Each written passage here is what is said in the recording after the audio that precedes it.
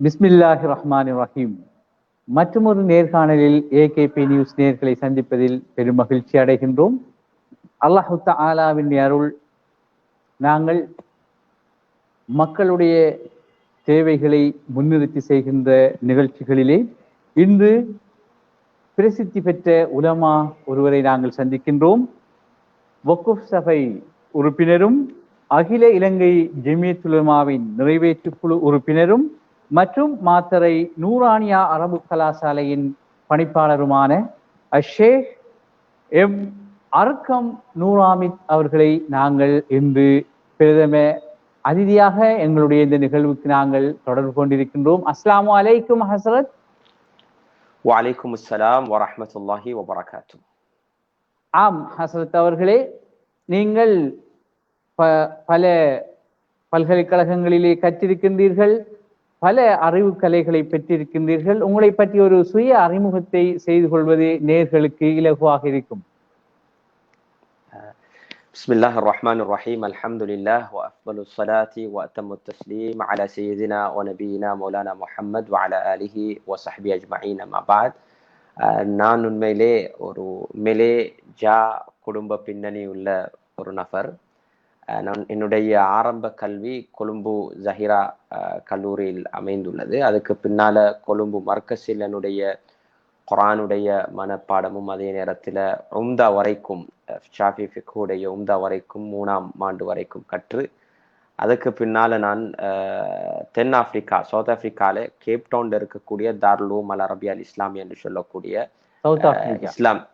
South Africa gap டவுன்ல இருக்கக்கூடிய அந்த இஸ்லாமிய கல்வி நிலையத்தில் என்னுடைய பேச்சுலர்ஸ் டிகிரியை நான் அங்கே முடித்தேன். அதுக்கு பின்னால யூனிவர்சிட்டி ஆஃப் வெஸ்டர்ன் கேப், அதே கேப் டவுன்ல யூடபிள்யூசின்னு சொல்லுவாங்க, அதில் என்னுடைய முதுமானி பட்டத்தை மாஸ்டர்ஸ் டிகிரியை நான் research classical research methodology of classical scholars என்று சொல்லக்கூடிய எங்களுடைய பாரம்பரிய ஆய்வு முறைகள் என்ற அடிப்படையில் ஒரு தலைப்பில் நான் என்னுடைய முதுமானி பட்டத்தை செய்திருக்கிறேன்.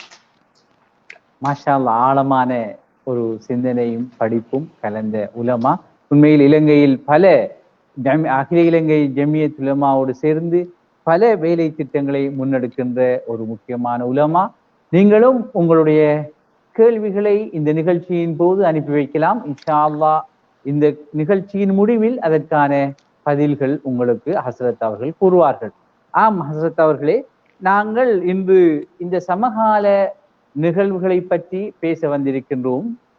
இன்று எல்லோராலும் பேசப்படுகின்ற ஒரு நிகழ்வுதான் எங்களுடைய முஸ்லிம் மக்களுடைய ஜனாசாக்கள் எரிக்கப்படுவது. இந்த நிகழ்வை நாங்கள் எப்படி பார்க்க வேண்டும்? சாதாரணமாக மக்கள் இது கொரோனா வந்ததன் பின்னால் உருவெடுத்த ஒரு சிந்தனையாகவே கருதுகின்றார்கள். ஆனால் இத்தகைய சம்பவங்களுக்கு ஒரு நீண்ட பின்னணி இருப்பதை நிறைய பேர் அறியாமல் இருக்கின்றார்கள். அந்த வகையில் இந்த ஜனாசா தகனத்தினுடைய பின்னணி எத்தகையது என்பதை விளக்க முடியுமா ஹஸ்ரத் அவர்களே? ஆமா, நம்ம எல்லாருக்கும் தெரியும், சுதந்திரத்துக்கு பின்னால் தொடர்ச்சியாக ஜேவிபி உடைய பிரச்சனை, அதுக்கு பின்னால் எல்டிடியுடனான பிரச்சனை, 2009 தான் எல்டிடியுடன் பிரச்சனை, அந்த இனக்கலவரம், அதே நேரத்துல அந்த யுத்தம் முடிவுக்கு பின்னால நிறைவடைந்ததுக்கு பின்னால நாம் இந்த நாட்டில் 2012 இருந்து தொடர்ச்சியாக முஸ்லிம்களுக்கு எதிரான கோஷங்களை நாம் கண்டோம். பிரதான ஊடகங்களின் ஊடாகவும் அதே நேரத்துல சமூக வலைத்தளம் ஊடாக ஆரம்பமாக ஹலால் என்று ஆரம்பித்தார்கள். அதுக்கு பின்னால் நாம் திட்டமிட்டு எங்களோட வியாபார துறையின் ஊடாக இந்த நாட்டுடைய பொருளாதாரத்தை நாம் அபகரிக்கிறோம் என்ற ஒரு வாதம். அதுக்கு பின்னால நம்முடைய குடும்ப பெருக்கு, நம்ம அதிகமான பிள்ளைகளை வளர்த்திருக்கிறோம், அவர்களுடைய பெண்களுக்கு பிள்ளை பெறாமல் இருப்பதற்காக வேண்டி எங்களுடைய வியாபார ஸ்தலங்களின் ஊடாக, ஆடைகளின் ஊடாக, உணவின் ஊடாக நாம் ஒரு சதி திட்டத்தை கொண்டு போகிறோம் என்ற அடிப்படையிலும், அதுக்கு பின்னால் டாக்டர் ஷாஃபி என்று சொல்லக்கூடிய ஒரு வைத்தியரை அடிப்படையாக வைத்து அவர் நிறைய சிங்கள பெண்களை குழந்தை பெறாமல் இருப்பதற்குரிய பல சிகிச்சைகளை செய்திருக்கிறார் என்ற ஒரு வாதத்தை உண்டாக்கினார்கள். இவ்வாறு தொடர்ந்து 2012 இருந்து ஒரு வாதம் முடிய இன்னொரு வாதமாக இருந்தது. அதே நேரத்துல 2015க்கு முன்னால் நாம் கண்ட ஒரு விடயம் தான் அலுத்கம உடைய விவகாரமும் ஆமா முஸ்லிம்களுக்கு எதிரான அந்த அந்த இன கலவரத்தின் அடிப்படையாக வைத்து 2015ல நாம் என்ன செய்தோம் என்றால் ஒரு புதிய அரசாங்கம் வர வேண்டும், இந்த முன்னால் இருந்த அரசாங்கம் தான் இதுக்கு காரணம் என்ற அடிப்படையில். அப்ப 2015க்கு பின்னால வந்த புதிய அரசாங்கத்திலையும் திகன பிரச்சனை, அதே நேரத்தில் இந்த டாக்டர் ஷாஃபியுடைய பிரச்சனைகள் எல்லாம் தொடர ஆரம்பிச்சது. அப்ப இத ஒரு தொடர் பின்னணியில ஒரு அங்கமாக தான் சமூகவியலாளர்கள், அதே நேரத்துல இந்த அரசியல் விடயத்துல அதை ஆய்வு செய்யக்கூடியவர்கள், சமூகத்துக்கு இடையிலான சரித்திர ஆசிரியர்கள் சொல்றது இது ஒரு அரசியல் பின்னணி, பொருளாதார போட்டியுடைய பின்னணி, அதே போல நம்முடைய வெளிநாடு இந்தியா, சைனா, அதே போல அமெரிக்காவுடைய இந்த நாட்டுடைய பலத்தை, இந்த நாட்டுடைய அதிகாரத்தை பெற்றுக்கொள்றதுக்கு அவர்களுக்கு இடையிலான இந்த மோதலில் அவர்கள் ஏதோ ஒரு வித்தியை பயன்படுத்தி கொண்டிருக்கிறார்கள் அந்த தொடரில். அதுக்கு பின்னால் நாம் காண்டோம் 2019ஆம் தேதி இதை ஜஹரான் என்று சொல்லக்கூடிய நபரின் ஊடாக அவரோட சேர்ந்து ஒரு கூட்டம் சேர்ந்து ஒரு பெரிய ஒரு இழப்பை இந்த நாட்டுக்கும் முஸ்லிம்களுக்கும் உண்டாக்கினார்கள். அது ஒரு மதவாதமாக கொண்டு மதத்தின் அடிப்படையில். அப்ப அதுக்கு பின்னால பலவிதமான பிரச்சனைகள் முஸ்லிம் சமூகம் நாம் முகம் கொடுத்தோம். அது பெண்களுடைய ஆடையாக இருக்கட்டும், முகம் மூன்றதாக இருக்கட்டும், இவ்வாறான சவால்கள் வந்து அந்த பின்னணியில் தான் புதிய ஒரு அரசாங்கம் ஆரம்பிக்கப்பட்டது. அப்ப புதிய அரசாங்கத்துடைய மிக முக்கியமான ஒரு கோஷமாக இருந்தது, அவங்க முன்வைத்த ஒரு அரசியல் ஒரு வாக்குறுதியாக இருந்தது, ஒரே நாடு ஒரே சட்டம் என்ற ஒரு கோஷத்தை அவர்கள் கொண்டு சென்றார்கள். இந்த ஒரே நாடு ஒரே சட்டம். அப்ப இந்த தகனம் என்று சொல்லக்கூடிய விடயம் இந்த ஒரே நாடு ஒரே சட்டம் என்ற கோஷத்தின் பின்னணியில தான் இந்த COVID-19 வந்த நேரத்துல இதை பயன்படுத்தி அவர்கள் சரியாக விளங்கி கொண்டிருக்கிறார்கள். முஸ்லிம்கள் மிகவும் உணர்வு பூர்வமான ஒரு விடயம் தான் இந்த ஜனாசாவுடைய விவகாரம். ஜனாசாக்களை மதிக்கிறார்கள், ஆஹ்ராவுடைய வாழ்க்கையுடைய விடயத்துல மிச்ச நம்பிக்கை வைத்திருக்கிறார்கள், ஜனாசாவை நோவிக்காமல் இருக்கணும் என்ற ஆன்மீக நம்பிக்கையில் இருக்கிறதுனால ஒரு மிக முக்கியமான ஒரு விடயத்தை அவர்கள் பிடித்திருக்கிறார்கள். இதுல ஒரு மிக முக்கியமான விடயத்தை குறிப்பிட விரும்புகிறேன். ஒவ்வொரு கோஷம் வரும் போது எங்களுக்கு மத்தியில் நாம் பிரிந்து ஹலால் பிரச்சனை வரும் போது சொன்னார்கள் இது ஜமியத்துல் உலமா தான் காரணம். முஸ்லிம் பெண்களுடைய ஆடை பிரச்சனை வந்த நேரத்தை சொன்னார்கள் இந்த ஜமாத் சாரார்கள் தான் இதுக்கு காரணம். இவ்வாறு ஒவ்வொன்றுக்கும் ஒவ்வொரு விடயத்தை சொல்லி கொண்டிருந்தோம். அப்ப இந்த தகனம் உடைய தடை, இந்த ஜனாசா அடக்கம் செய்யக்கூடிய தடை வந்த நேரத்தில் இப்ப யாருக்குமே காரணம் சொல்ல முடியாது. இதில் முஸ்லிம் அனைவரும் விளங்கி கொண்ட ஒரு விடயம்தான் ஒட்டுமொத்த முஸ்லிம் சமூகத்துக்கு எதிரான ஒரு சதி, எதிரான ஒரு திட்டம், எங்களை எல்லாரையும் நோவிக்கக்கூடிய ஒரு திட்டம். அதனால இதை தனித்து எங்களுக்கு பார்க்க முடியாது. நான் சொன்ன யுத்தம் முடிந்த தொடராக நடக்கக்கூடிய அந்த நிகழ்வுகளுடைய ஒரு தொடர் தான். இன்ஷா அல்லாஹ் நாளைக்கோ நாளண்டைக்கோ அல்லது வாரமோ எங்களுக்கு அடக்கக்கூடிய அனுமதி கிடைக்கும். ஆனால் கிடைத்தாலும் இந்த தொடர் முஸ்லிம்களுக்கு எதிரான இந்த தொடர் சக்திகள் அல்லது இந்த தொடர் திட்டங்கள், எங்களுக்கு எதிரான கோஷங்கள் தொடரும் என்பது தான் எல்லோருடைய நாம் பார்க்கக்கூடிய இந்த நிலையில இருக்கக்கூடிய விடயம். ஆம் ஹஸ்ரத் அவர்களே, இந்த பின்னணிக்கும் சர்வதேச ரீதியாக இஸ்லாம் போபியா என்ற சிந்தனை மிக கடுமையாக மக்களுக்கு மத்தியில் ஏற்படுத்தப்பட்டு வருகின்றது. அதற்கும் இதற்கும் உள்ள தொடர்பு அல்லது பின்னணி எத்தகையதாக? உண்மையிலே சர்வதேச ரீதியாக முதலாம் உலகமா யுத்தம், இரண்டாம் உலகமா யுத்தத்துக்கு பின்னால் மாஷா அல்லாஹ் முஸ்லிம்கள் மிக நிம்மதியாகத்தான் சந்தோஷமாக சிறுபான்மைகளாகவும் பல நாடுகள்ல சந்தோஷமாக வாழ்ந்து கொண்டிருந்தார்கள். ஆரம்பமாக முதல் பிரச்சனை இந்த இரண்டாம் உலகமா யுத்தத்துக்கு பின்னால முஸ்லிம்களுக்கு எதிரான அந்த இஸ்லாமோபியா ஆரம்பிச்சது அமெரிக்காவுடைய அந்த ட்வின் டவருடைய அட்டாக்கு பின்னால். நாங்க எல்லோரும் சொல்லும் 9/11க்கு பின்னால் என்று சொல்லி. அப்ப 9/11 தான் உலக சர்வதேச முஸ்லிம்களுக்கு இஸ்லாமோபியா என்ற ஒரு விடயம் உண்டாகி அதுல இருந்து தான் அல் காயிதா என்று சொல்லியும் தலிபான் என்று சொல்லியும், அதுக்கு பின்னாலதான் ஈராக் வேணுமா, அதுக்கு பின்னால பல முஸ்லிம்கள், அதிலும் குறிப்பாக சுன்னி முஸ்லிம்கள் வாழக்கூடிய அதிகமான அரபு நாடுகளுக்கு மத்தியில யுத்தங்கள் உண்டாகக்கூடிய நிலைமையை நாம் காண்டோம். அப்ப உலக மட்டத்துல 9/11க்கு பின்னாலதான் இந்த இஸ்லாமோபியா என்று முஸ்லிம்களுக்கு எதிராக குறிப்பாக எங்களுடைய தீனை, மார்க்கத்தை அடிப்படையாக வைத்து இந்த மார்க்கத்தின் ஊடாக தான் இந்த தீவிரவாதம் உருவாகுது, இதுல ஜிஹாத் ஒன்று இருக்குது, முஸ்லிம் அல்லாதவர்களை கொலை சொல்லிக்கிறாங்க என்ற அடிப்படையில இந்த விடயங்களை எடுத்து குர்ஆனில் இருக்கக்கூடிய விடயங்கள், ஆனால் அது தவறான முறையில் விளங்கப்படுத்தி சமூகமயப்படுத்தக்கூடிய ஒரு முயற்சியை நாம் கண்டோம்.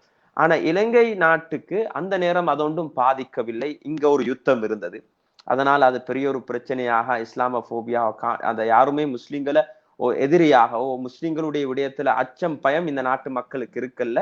ஏனென்றா இந்த நாட்டு மக்கள் நல்லா விளங்கி இருந்தாங்க, முஸ்லிம்களுடைய பங்களிப்பின் ஊடாக தான் இந்த 30 வருட யுத்தத்தை அவங்க வெற்றிகரமாக முடித்தார்கள். அதுல இராணுவத்திலையும் எங்கட மக்கள் பங்களிப்பு செய்தார்கள், எங்கட மக்கள் உடைமைகளை இழந்தார்கள், அதிகமான உயிர்களை நாங்க இழந்தோம், அகதிகளாகினோம். ஆனா இந்த ஒரு நாடு என்ற விடயத்தில் நாம் உறுதியாக இருந்தோம், எங்களுக்கு மத்தியில பிரச்சனையில் இருந்தால். ஆனால் யுத்தம் முடிந்ததுக்கு பின்னால இந்தியாலையும் நீங்க பாப்பீர்கள், இந்தியால உள்ள அரசியல் பின்னணியும் மோடியுடைய அரசியல் பின்னணியும் இஸ்லாமோபியாவா தான் அமைந்திருந்தது. பொதுவாக இந்தியாவுடைய அரசியலுக்கும் இலங்கையுடைய அரசியலுக்கும் காலாகாலம் ஒரு தொடர்பு இருக்குது. எல்லா காலத்திலையும் அந்த அரசியலுக்கும் இந்த இங்குள்ள அரசியலுக்கும் எப்பயும் தொடர்பு இருக்குது. அந்த பின்னணி, அந்த இந்தியாவுடைய இஸ்லாமோபியாவுடைய அரசியல் பின்னணி தான் எங்கட நாட்டிலையும் யுத்தத்துக்கு பின்னால் அந்த இஸ்லாமோபியாவுடைய விடயங்கள் சிங்களமயப்படுத்த ஆரம்பிக்கப்பட்டது. அதுக்கு முன்னால் அது ஆங்கிலத்துல இருந்தது. அந்த ஆங்கிலத்தில் இருந்தது அனைத்தையுமே அத என்ன செய்யப்பட்டது, சிங்கள மொழிக்கு மொழிபெயர்த்தார்கள். இன்டர்நெட்ல இருக்கக்கூடிய விடயங்கள் அதை சிங்கள மொழியில முன்வைக்க ஆரம்பித்தார்கள். அந்த கோஷத்தை சமூகமயப்படுத்தினத்துக்கு ஒரு அமைப்பை பயன்படுத்தினார்கள். பொதுபல சேனை என்று சொல்லக்கூடிய அமைப்பு உருவாக்கப்பட்டு அந்த அமைப்பு ஊடகங்கள்ல மிகவும் அதிகமாக சத்தம் போட்டு பல விடயங்களை முன்வைத்து அவர்கள் எங்களை பத்தி உள்ள கெட்ட எண்ணத்தையும் பயத்தையும் அச்சத்தை, இஸ்லாமோபியாண்டா இஸ்லாத்தை பத்தியுள்ள ஒரு அச்சத்தை பயத்தை சமூகமயப்படுத்துறது. தவறான இன்டர்பிரிட்டேஷனும் அதை பத்தி உள்ள அச்சத்தை, சிங்களத்துல சொல்லுவாங்க இஸ்லாமியா பீதிகாவேன்னு சொல்லி, அதை பத்தி உள்ள அச்சம். முஸ்லிம் என்றாலே பயம், இஸ்லாம் என்றாலே பயம் என்ற ஒரு மத்த மக்களுக்கு அப்படியான ஒரு உணர்வை உருவாக்கினார்கள். அதுதான் உண்மையான நிலை. இப்ப இந்த நேரத்துல அந்த உலக இஸ்லாமோபியாவோட நாங்க தொடர்புபடுத்தக்கூடிய இடம் அதுதான். மசரத் அவர்கள், இத்தகைய பின்னணியில் தான் நாங்கள் பார்க்கின்றோம் மார்ச் 27ஆம் தேதியிலிருந்து இந்த தகனம் தொடர்பான விடயங்கள் பேசப்பட்டு வருகின்றது. இதற்காக அரசியல்வாதிகள் என்ன செய்திருக்கின்றார்கள், அரசு சார்பற்ற நிறுவனங்கள் என்ன செய்திருக்கின்றார்கள் என்பதை விளக்க முடியுமா? உண்மையிலே இந்த கொரோனா ஆரம்பமாக மார்ச் மாதத்திலிருந்து இந்த கொரோனா வெளிவந்ததிலிருந்து பொதுவாக உலகத்தில் ஒரு நியதி இருக்குது. ஒரு புதிய ஒரு நோய் உலகத்துக்கு அறிமுகமானால் உலக சுகாதார அமைப்பு WHO என்ன சொல்லும் என்றால் அந்த நோயை பத்தி ஆய்வு செய்து அந்த நோய் எவ்வாறான நோய், அந்த நோய்க்குரிய பாதுகாப்பு எவ்வாறு, அதுலயும் குறிப்பாக தொற்று நோயின்னு வரும் போது அவங்க அதிகமாக அதுல ஈடுபடுவார்கள். அப்ப WHO ஆரம்பமாகவே ஒரு கைட்லைன்ஸ், ஒரு தெளிவான வழிகாட்டல முன்வைக்கப்பட்டது. அந்த நோயுடைய ஆரம்பத்திலிருந்து அந்த நோயினால் மரணித்தவர்களுடைய உடல்களை எவ்வாறு மேனேஜ் பண்ண வேண்டும், எவ்வாறு அதை விடயங்களை பராமரிக்க வேண்டும் என்ற விடயங்கள் எல்லாத்தையும் அவர்கள் முன்வைத்தார்கள். ஆனா இந்த நாட்டில் ஆரம்பமாக 24ஆம் தேதி வந்த அந்த சர்க்குலர்ல தகனம் மட்டும்தான் என்று சொல்லி ஒரு சட்டம் வந்தது. அந்த நேரத்தில் அதிகமான மக்கள் இதை விளங்கி இருக்கல்ல. அப்ப அகில இந்திய ஜமியத் உலமாவும் சிவில் அமைப்புகளும் இந்த விடயத்தை கண்டவுடன் உடனே ஜனாதிபதிக்கு ஒரு அழகான கடிதம் முன்வைக்கப்பட்டது. அந்த கடிதத்துடைய விடயம், அந்த விடயத்துல இப்ப இருக்கக்கூடிய நீதி அமைச்சர் தனிப்பட்ட முறையில் ஈடுபட்டு அவர் ஜனாதிபதியோட பேசி அந்த சூழ்நிலையை, அந்த சர்க்குலரை என்ன செஞ்சாங்கண்டா மார்ச் 27ஆம் தேதி அது மாற்றப்பட்டுச்சு. அது எவ்வாறு வந்ததுண்டா, ரெண்டுமே முடியும், தகனம் செய்யவும் நல்லடக்கம் செய்யலாம் என்ற சுற்றுலை வந்தது. அப்ப சட்டத்துல முதலாவது ஜனாசா 30ஆம் தேதி இரவு, 31ஆம் தேதி காலையில முதலாவது ஜனாசா நடக்குது. அந்த முதலாவது ஜனாசா நிகழும் போது அந்த மையத்துடைய நேரத்துல சட்ட அடிப்படையில ரெண்டுமே செய்யலாம், அடக்கலாம் தகனம் செய்யலாம் என்று இருக்கும் போதே அவர்கள் அனுமதி இல்லாமல், குடும்பத்துடைய எந்தவித அனுமதி இல்லாமல் தகனம் செய்தார்கள். அப்ப அந்த நேரத்திலிருந்து தொடராக உடனடியாக அடுத்த நாள் காலையிலே சுகாதார அமைச்சில ஒரு மீட்டிங் ஏற்பாடு செய்யப்பட்டது. அதுல எங்கட இப்ப இருக்கக்கூடிய எங்கட அமைச்சரோட சேர்ந்து சிவில் அமைப்புகள், அகில இந்திய ஜமியத் உலமா சேர்ந்து நாங்க அங்க இருக்கக்கூடிய எங்கட சுகாதாரத்துறை அமைச்சரோட நாங்க ஒரு அமைச்சரோட அதே போல அனில் ஜெயசிங்கோட ஒரு மீட்டிங்கை முன்வைத்தோம். ஆனால் அந்த மீட்டிங் வெற்றிகரமாக அமையல. நாங்க கடிதங்களை முன்வைத்தோம், நம்முடைய வாதங்களை முன்வைத்தோம். அந்த நேரத்தில் அவர்கள் சொன்ன விடயம் என்னென்றால், இது சம்பந்தமா ஆய்வு செய்வதற்கு நாம் ஒரு குழுவை போடுறோம், அந்த ஆய்வு குழுடைய தீர்மானத்தின் அடிப்படையில் நாம் தீர்மானங்களை அவர்களுடைய முன்மொழியின் அடிப்படையில் தீர்மானங்கள் எடுப்போம் என்று. அதுக்கு பின்னால சிவில் சமூகமும் அரசியல்வாதிகளும் ஜமியத்துல் உலமாவும் சேர்ந்து எங்கள்கிட்ட இருக்கக்கூடிய மருத்துவத்துல இந்த துறையில நிபுணம் உள்ள ப்ரொஃபசர் ஷெரீஃப்தீன், ப்ரொஃபசர் ரிஸ்வி ஷெரீப், அதே போல டாக்டர் உவைஸ் ஹனீஃபா, இவ்வாறான ஒரு குழுவை போட்டு அவர்கள் ஆய்வு செய்து அந்த குழுக்கு அவர்கள் 2 தடவை போயிட்டு விஞ்ஞான பூர்வமான தர்க்கங்களை முன்வைத்தார்கள். அந்த நேரத்துல அந்த குழு சொன்ன விஷயம் என்னன்னா, நாம் எங்களுக்கு இது புதிய ஒரு வைரஸ், அதனால் எங்களுக்கு 6 மாதங்கள் எங்களுக்கு கால தேவை, இதை பற்றி படித்து ஒரு முடிவு எடுப்பதற்காக வேண்டி அந்த குழுவில் ஒரு நபர் மிகவும் முஸ்லிம்களுக்கு எதிராக அதே போல ஒரு இனவாதியாக செயல்பட்டு கொண்டிருந்த அவர் மிகவும் கவலைக்குரிய ஒரு வார்த்தையை பயன்படுத்தினார். எங்கட மக்கள் பயப்படுகிறார்கள், நீங்கள் இந்த ஒரு பயோ வெப்பனாக, இது ஒரு ஆயுதமாக பயன்படுத்தி சிங்கள மக்களுக்கு மத்தியில இந்த வைரஸை பரத்துறதுக்கு காரணமாக அமையலாம் என்ற அடிப்படையில் எங்களுக்கு அச்சம் உள்ளது. அதே நேரத்தில் எங்க நாட்டுடைய வாட்டர் டேபிள், நிலத்துடைய தண்ணியுடைய அளவு உயர்ந்த நிலையாக இருக்குது, அதனால அந்த அடக்கம் செய்யும் போது தண்ணிக்கு இந்த வைரஸல் போகலாம் என்ற வாதங்களை முன்வைத்தார்கள். அப்ப அதுக்கு பின்னால் இடைவெளி காலங்கள்லையும் என்ன நடந்தது எங்களுக்கு தெரியும். ஒரு காலம் கொரோனானால் பெரிதாக பாதிப்பு எங்கள் நாட்டில் உண்டாகல. திரும்ப அது பாதிப்பு ஆரம்பமானது செப்டம்பர் மாதம் கடைசியில உள்ள பகுதிகள்ல. அதுக்கு பின்னாலதான் திரும்பும். இதுவரைக்கும் பலவிதமான கடிதங்கள், பலவிதமான அமர்வுகள், அந்த ஆரம்ப கட்டத்துல அந்த COVID-19 டாஸ்க்கு பொறுப்பாக இருக்கக்கூடிய எங்களுக்கு தெரியும் ஆர்மி கமாண்டர் ஷெவன் சில்வாவோட அகில இந்திய ஜமியத்துல் உலமாவுடைய தலைவரும் சிவில் அமைப்புகளும் சேர்ந்து இந்த COVID-19 எப்படி எங்களை சமூகத்தில இருந்து மக்களை பாதுகாக்கிறன்ற தலைப்புடன் சேர்ந்து இது விடயமாக முயற்சிகளை செய்தார்கள். அந்த நிலையில தான் எங்களோட எந்த ஒரு முயற்சியும் பயனளிக்காத ஒரு நிலையில நாம் இருக்கிறோம். இனி அல்லாஹ் சுப்ஹானஹு வ தஆலா எங்களுக்கு இந்த விடயத்துல ஒரு வெற்றியை, இந்த விடயத்தில் ஒரு ஹைரை உண்டாக்க வேண்டும் என்று பிரார்த்தித்துக் கொண்டிருக்கிறோம். மஸ்ரத் அவர்களே, அரசியல்வாதிகள் தொடராக முயற்சி செய்திருக்கின்றார்கள். அதே நேரம் சிவில் அமைப்புகள், அகில இலங்கை ஜமியத்துல் உலமா மற்றும் பல அமைப்புகள் இதற்காக உழைத்திருக்கின்றார்கள். அவர்களுடைய பணிகளை நாங்கள் இப்போது பார்த்தோம். இனி நாங்கள் இந்த நிகழ்வுகளில் இருந்து இனி எப்படி நாங்கள் செயற்பட வேண்டும், என்ன செய்ய வேண்டும் என்பதை எங்களுக்கு கூற முடியுமா? ஆமா, நாம் ஒரு ஜனநாயக நாட்டுல வாழ்ந்து கொண்டிருக்கிறோம். இந்த ஜனநாயக நாட்டுல ஒவ்வொரு குடி உரிமைக்கும் ஜனாதிபதிக்கு எந்த உரிமை இருக்குதோ அதே உரிமை ஒவ்வொரு குடியுரிமைக்கு இருக்குது, தன்னுடைய அடிப்படை உரிமையின் அடிப்படையில். ஆனால் ஜனநாயகம் என்று வரும்போது எந்த விடயத்தை நாம் செய்தாலும், அது எப்படியான ஒரு நாடாக இருந்தாலும், இஸ்லாம் எங்களுக்கு ஒரு தவறை எவ்வாறு தடுப்பது என்று வரும்போது 3 கட்டத்தை இஸ்லாம் சொல்லுது. மன் ரஆ மின்கும் முன்கரன் ஃபல்யுகையிர்ஹு பியதி. உங்களை யாராவது ஒரு தவறோ, ஒரு பாவத்தை, ஒரு குற்றகரமான ஒரு செயலை செய்யும் போது அதை கையால தடுக்க. அப்ப இந்த கையால தடுக்கிறது உலமாக்கள் வழங்கப்படுத்துறாங்க, இது ஒரு அரசோட அதிகாரம் உள்ளவர்களுக்கு உள்ள விடயம். இது தனிநபருக்குள்ள விடயம் அல்ல. யாருக்கு அதிகாரம் இருக்குதோ அது கையால தடுக்கிறது அவங்களுக்கு. 2வது ஃபபிலிசானிஹி, தன்னுடைய வார்த்தைகள்னால் தன்னுடைய கவலைய அல்லது அவருக்கு நன்மையை சொல்லி நன்மையை ஏவுறதும் தீமையை தடுக்கிற விடயம். இந்த காலத்துல ஒரு பிரஜை என்ற அடிப்படையில எங்களுக்கு முதலாவது விடயம், பல அமைப்புகள் கூட்டாக செய்திருக்கிறார்கள், செஞ்சு கொண்டிருக்கிறார்கள். ஒவ்வொரு பிரஜைக்கும் கண்ணியமான முறையில் தன்னுடைய கவலைய, தன்னுடைய ஆதங்கத்தை, உரிமையை எழுதலாம் வாயால நல்ல வார்த்தைகளின் ஊடாக. இப்ப அல்லாஹ் சுப்ஹானஹு வ தஆலா ஃபிரௌனுக்கு மூசா அலைஹிஸ்ஸலாம் இடத்துல ஃபிரௌனை போயிட்டு ஃபிரௌனிடத்துல இந்த விடயத்தை, நல்ல விடயங்களை எத்தி வைக்கும் போதும் அல்லாஹ் மூசா அலைஹிஸ்ஸலாத்துக்கு விடக்கூடிய கட்டளை என்னன்னா, கூல லஹு கௌலன் லய்யினா, ஒரு மிருதுவான முறையில, மென்மையாக. ஒரு விடயத்தை சாதிக்கிறதாக இருந்தா நாங்க ஒரு மென்மையை தான் கையாளணும், மென்மையை தான் கையாளணும். அப்ப அந்த மென்மையாக எங்கட வாதத்தை நாம் முன்வைக்க வேண்டிய ஒரு கடமைப்பாட்டுல இருக்கிறோம்.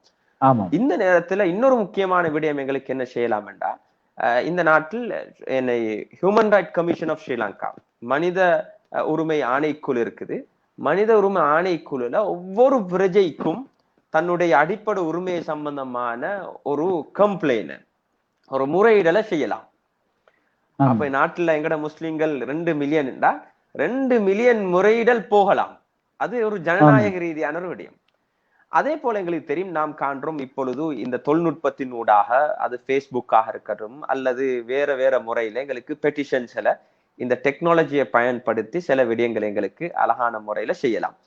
அதே நேரத்துல ஆர்ப்பாட்டமும் இந்த ஜனநாயக இருக்கக்கூடிய நாடுகளில் ஆர்ப்பாட்டத்துக்கு ஒரு சுதந்திரம் இருக்குது. ஆனால் நாம் இப்ப இருக்கக்கூடிய இந்த நிலையில ஆர்ப்பாட்டம் செய்வது ஒரு ஆரோக்கியமானது அல்ல என்று சொல்லி நம்முடைய சமூக விடயங்களில் அறிவுள்ளவர்கள், ஆய்வு செய்யக்கூடியவர்கள், உலமாக்கள் சில விடயங்களை முன்வைக்கிறார்கள். அதுக்குரிய அடிப்படை பல காரணங்களை தெளிவுபடுத்துறது என்னுடைய கடமை. முதலாவது, இது COVID-19 தொற்று பரவுறதுக்கு ஒரு வாய்ப்பாகும்.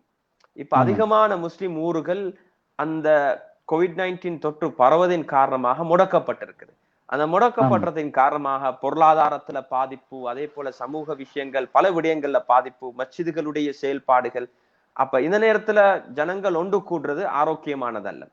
இரண்டாவது விடயம் என்னென்றால், இந்த ஆர்ப்பாட்டங்களின் ஊடாக எங்களுக்கு எதை அடையலாம், அதனுடைய பாதக சாதகம் பார்க்கும் போது இந்த நேரத்தில் இந்த இனவாதிகளுக்கு தேவை என்னன்னா, இந்த முஸ்லிம் சமூகத்தை ஒரு பயங்கரவாத சமூகம், தீவிரவாத சமூகம் என்று நாட்டு மக்களுக்கும் உலக மக்களுக்கும் சித்தரிக்கிறது. அப்ப அந்த நேரத்தில் எங்கட வாலிபர்கள் ஒன்று கூடும் போது சில உணர்வு பட்டு வார்த்தைகளை வெளிப்படுத்துவார்கள். அண்மையில ஒரு ஊரில் அவர்கள் ஆர்ப்பாட்டம் செய்த நேரத்துல அவர் ஆத்திரப்பட்ட ஒரு வாலிபர் கீழே விழுந்து என்னைய தீ போட்டு என்னைய எரிங்க அப்படின்னு சொல்லி கத்த ஆரம்பிச்சார்கள். அதுக்கு பின்னால நாம் கண்டோம் பல பிக்குமார்கள் வந்து அவர்கள் ஆர்ப்பாட்டம் செய்யறார்கள். இந்த மக்கள் உயிருடன் தீ போட்டு எரிக்க விரும்புறாங்க, ஆனா மரணித்ததுக்கு பின்னால எரிக்க வாடம் என்று வாதிடுறாங்க. அப்ப அதனால சில நேரங்கள்ல இந்த ஆர்ப்பாட்டங்களின் ஊடாக ஒரு நலவு இருக்குதுன்னா, எங்கட வாலிபர்களுடைய ஆத்திரம், கோபம், எங்கட வாலிபர்களுக்குள்ள இருக்கக்கூடிய உணர்வுகளை வெளிப்படுத்தலாம். ஆனால் அதனூடாக எங்களுக்கு இந்த உரிமையை அடையலாமா இல்லையா என்றது ஒரு கேள்விக்குறி. அதனால எங்களுக்கு நலவு உண்டாகுதா இல்லையா என்பது இந்த COVID-19 இருக்கிற நேரத்துல, அதே நேரத்துல நான் சொன்ன இந்த பின்னணி, இது வந்து ஒரு விஞ்ஞான பின்னணியும் அல்ல, அல்லது இது ஒரு நிகழ்வு மட்டுமல்ல. இந்த பின்னணியோட பார்க்கும் போது இதுல சாதகங்களை விட பாதகங்கள் தான் கூட. அடுத்த இந்த ஆர்ப்பாட்டங்களை யாரு ஆர்கனைஸ் பண்றாங்க, அது மிக முக்கியமானது. ஆர்கனைஸ் பண்ணக்கூடிய சிலருக்கு அரசியல் லாபங்களை வச்சு அவங்க வாலிபர்களை பயன்படுத்துவார்கள். அல்லது சிலர் என்ன செய்வார்கள் என்றா, வாலிபர்களை தூண்டி விட்டு அதனூடாக ஏதாவது ஒரு கலவரத்தை உண்டாக்கி எங்கட சமூகத்துக்கு அதனூடாக தீங்க கொண்டாடுறதுக்கு சிலர் திட்டமிடுவார்கள். அதனால அந்த விடயம் ஒரு ஜனநாயக உரிமையாக இருந்தாலும் அதை நாம் மிக கவனத்துடன் நாம் செய்ய வேண்டும். சமூகத்துடைய தலைவர்கள் அப்படியான விடயங்களை அழகாக எங்கட வாலிபர்களை வழிகாட்ட வேண்டும் என்ற ஒரு கோரிக்கை எனக்கு இருக்குது. ஹஸ்ரத் அவர்களே, ஒரு ஒழுங்குபடுத்தப்படாத ஆர்ப்பாட்டம் நாங்கள் நாடுகின்ற விடயம் அல்லாத பல தீமைகளை கொண்டு வரும் என்று அழகான முறையிலே விளக்கினீர்கள். உண்மையில் குளிக்க போய் சேறு பூசின கதை என்று சொல்வார்கள். ஒரு ஒழுங்குபடுத்தப்படாத ஆர்ப்பாட்டம் இவ்வாறான நிகழ்வுகளை கொண்டு வரும். எனவே ஜனநாயக ரீதியான எழுத்துக்கள், பேச்சுக்கள், இவ்வாறான முறைகளை நீங்கள் அழகான முறைகளில் விளக்கினீர்கள். வாலிபர்கள் ஒழுங்குபடுத்தப்படாத அமைப்பில் இருக்கின்ற நேரம் உண்மையில் ஆர்ப்பாட்டங்கள் செய்வது இன்னும் ஒரு தவறான ஒரு பக்கத்தை எங்களுக்கு தோற்றுவித்து விடலாம். அந்த வகையில் இப்பொழுது ஜனநாயக ரீதியான நிறைய விழிப்புணர்வு நிகழ்ச்சிகளை நாங்கள் பார்க்கின்றோம். அந்த வகையில் இன்று அக்கறை பற்றிலும் கூட கிறிஸ்தவ பாதிரிமார்கள் வந்து பட்டினப்பள்ளி வாசலுக்கு முன்னால் அவர்களுடைய வெள்ளை சீலையை அணிவித்து அவர்கள் இதற்கு எதிரான அவர்களுடைய அபிப்பிராயத்தை வெளிப்படுத்தினார்கள். இவ்வாறு நாடு முழுவதும் அடுத்த இன மதத்தை சேர்ந்த சகோதரர்களும் இதனோடு சேர்ந்து ஒத்துழைக்கின்றார்கள். அது சம்பந்தமாக ஹசரத் அவர்களே, அந்த நிலைப்பாடு பற்றி உங்களுடைய கருத்தை தெளிவுபடுத்த முடியுமா? ஆமா, உண்மையிலே இந்த அடக்கம் செய்வது என்பது முஸ்லிம்களுடைய உரிமை மட்டுமல்ல, இந்த நாட்டில் வாழக்கூடிய எல்லா பிரஜைகளுடைய அடிப்படை உரிமை. அதுல கிறிஸ்த மக்கள், கத்தோலிக்க மக்களும் அவர்கள் மத அடிப்படையில் அடக்க வேண்டும் என்ற நம்பிக்கையில் இருக்கிறார்கள். அதுலயும் எல்லா மதத்திலும் சிறு பிள்ளைகள், சிறார்கள் யாரையும் அவர்கள் தகனம் செய்ய மாட்டார்கள். சிறு பிள்ளைகளை அவர்கள் அடக்கம் செய்வார்கள். உங்களுக்கு தெரியும், இந்த மத்த இன மக்கள் அனைவரும் இந்த விடயத்தில உணர்வு பூர்வமாக அவங்க அந்த நோவை விளங்க ஆரம்பித்தார்கள். எப்பண்டா இந்த 20 நாள் ஒரு குழந்தைய தகனம் செஞ்சதுக்கு பின்னாலதான் மக்கள் முழிக்க ஆரம்பித்தார்கள். ஏன் அந்த நோவை அவர்கள் விளங்க ஆரம்பித்தார்கள். அவர்களுடைய கலாச்சாரத்திலையும் அவர்கள் பிள்ளைகளை என்ன செய்ய மாட்டார்கள், தகனம் செய்ய மாட்டார்கள். அதே போல பௌத்த மக்களுக்கு மத்தியிலையும் பல அமைப்புகள்ல அவர்கள் அடக்கம் செய்கிறார்கள். ஆனா அதனால இந்த அடிப்படையில் அவர்கள் சேர்ந்து அவர்கள் நீங்க சொன்ன மாதிரி ஒழுங்குபடுத்தப்பட்டு எண்ணிக்கையும் குறைத்து ஒரு அளவில் தம்முடைய உரிமையை முன்வைக்கக்கூடிய நேரத்தில் அல்லது கோரிக்கையை முன்வைப்பது அழகான முறையில முன்வைக்கும் போது அல்ஹம்துலில்லாஹ் அது வரவேற்கத்தக்கது. ஆனா அது சரியாக கண்ட்ரோல் பண்ணப்பட வேண்டும், அதை சரியாக பராமரிக்க வேண்டும். அதே நேரத்துல உலகத்தில் வாழக்கூடிய முஸ்லிம்கள், நாம் இந்த நாட்டில் சிறுபான்மையாக இருக்கலாம், ஆனா முழு உலகத்திலையும் முஸ்லிம்களுடைய எண்ணிக்கை ஒரு பெரிய ஒரு தொகை முஸ்லிம்கள் வாழ்ந்து கொண்டிருக்கிறார்கள். இலங்கை முஸ்லிம்களும் பல நாடுகள்ல வாழ்ந்து கொண்டிருக்கிறார்கள். அந்த நாடுகளிலையும் அவர்கள் ஆர்ப்பாட்டம் செய்து கொண்டிருக்கிறார்கள். அவர்களுடைய இது விதமாக அவர்களுடைய கருத்தை முன்வைத்துக் கொண்டிருக்கிறார்கள், எதிர்ப்பை முன்வைத்துக் கொண்டிருக்கிறார்கள். அதனால இது ஒரு முக்கியமான ஒரு விடயம் என்னென்றால், சில நேரங்களில் சில போராட்டங்கள் 1 நாள் 2 நாள் வாரங்கள் மாதங்கள் வருடங்களாக மாறலாம். ஆனால் எவ்வளவு காலம் போனாலும் சரி, அது உண்மையாக தான் இருக்கும், அது மாறாத நிலை. அநியாயம் அநியாயமா தான் இருக்கும், அநீதி அநீதியாத்தான் இருக்கும். அப்ப நாங்க தொடராக ஜனநாயக முறையில் நாம் மற்றவர்களுக்கு அநியாயம் செய்யாமல் தொடரான வாதத்தில் நாம் இருக்க வேண்டும். உதாரணத்துக்கு நான் தென்னாப்பிரிக்கால படித்ததுனால அந்த நாட்டுடைய சரித்திரத்தில் நெல்சன் மண்டேலா 27 வருடங்கள் அவர் ஜெயிலில் இருந்து தொடராக தன்னுடைய இனத்துக்காக வேண்டி அவர் வாதிட்டார். அப்ப அவருடைய உரிமையை, சுதந்திரத்தையும் உரிமையையும் தன்னுடைய முழு இனத்துக்கும் பெற்றுக்கொண்டார் 30 வருடத்துடைய போராட்டத்துக்கு பின்னால். அதனால் நாம் யாருமே அநியாயம் நீடிக்காது, அநீதி நீடிக்காது. ஆனா அதுக்கு ஒரு தற்காலிகமான காலம் இருக்கும். நிச்சயமாக நாங்க தொடராக கண்ணியமான முறையிலையும் பண்பாடாகவும் ஜனநாயக முறைகள்ல நாம் முன்வைக்க வேண்டும் இந்த விடயத்தை. ஆமா மஸ்வத் அவர்களே, நீங்கள் கூறியது போன்று மக்களுக்கு மத்தியிலே ஒரு பயம் இருக்கின்றது.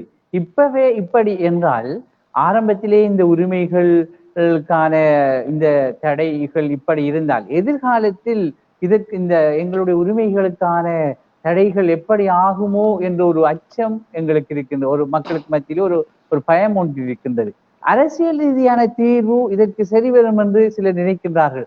அவர்கள் அந்த கட்சி ஆட்சிக்கு வந்தால் அல்லது இவர்கள் ஆட்சிக்கு வந்தால் அது சரியாகிவிடும் என்றும் நினைக்கின்றார்கள். எனவே இதற்கு அரசியல் ரீதியான தீர்வு சரியாகுமா, அல்லது நீங்கள் முன்னர் குறிப்பிட்டது போன்று ஒரு நீண்ட கால திட்டம் எங்களுக்கு தேவைப்படுமா?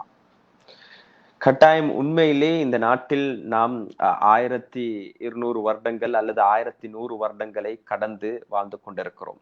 நேற்று தினம் பேருவலை பிரதேசத்தில், பேருவல மர்தான பிரதேசத்தில் முதலாவது மஸ்ஜித் என்று குறிப்பிடப்படக்கூடிய அப்ரார் மஸ்ஜித் 1100வது வருடத்தை அது என்ன செய்தது, அதனுடைய பூர்த்தி விழாவை கொண்டாடியது.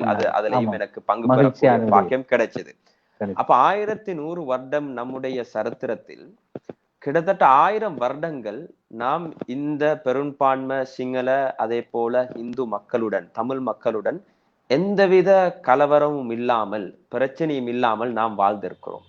அந்த நேரத்தில் அந்த காலத்தில் வாழ்ந்த எல்லா ராஜாக்களுடைய நம்பிக்கையாளர்களாகவும் தூதுவர்களாகவும் இந்த நாட்டுடைய பொருட்களை உலகமயப்படுத்துறதுக்கு காரணமாக அமைந்தது இந்த நாட்டு முஸ்லிம்கள்.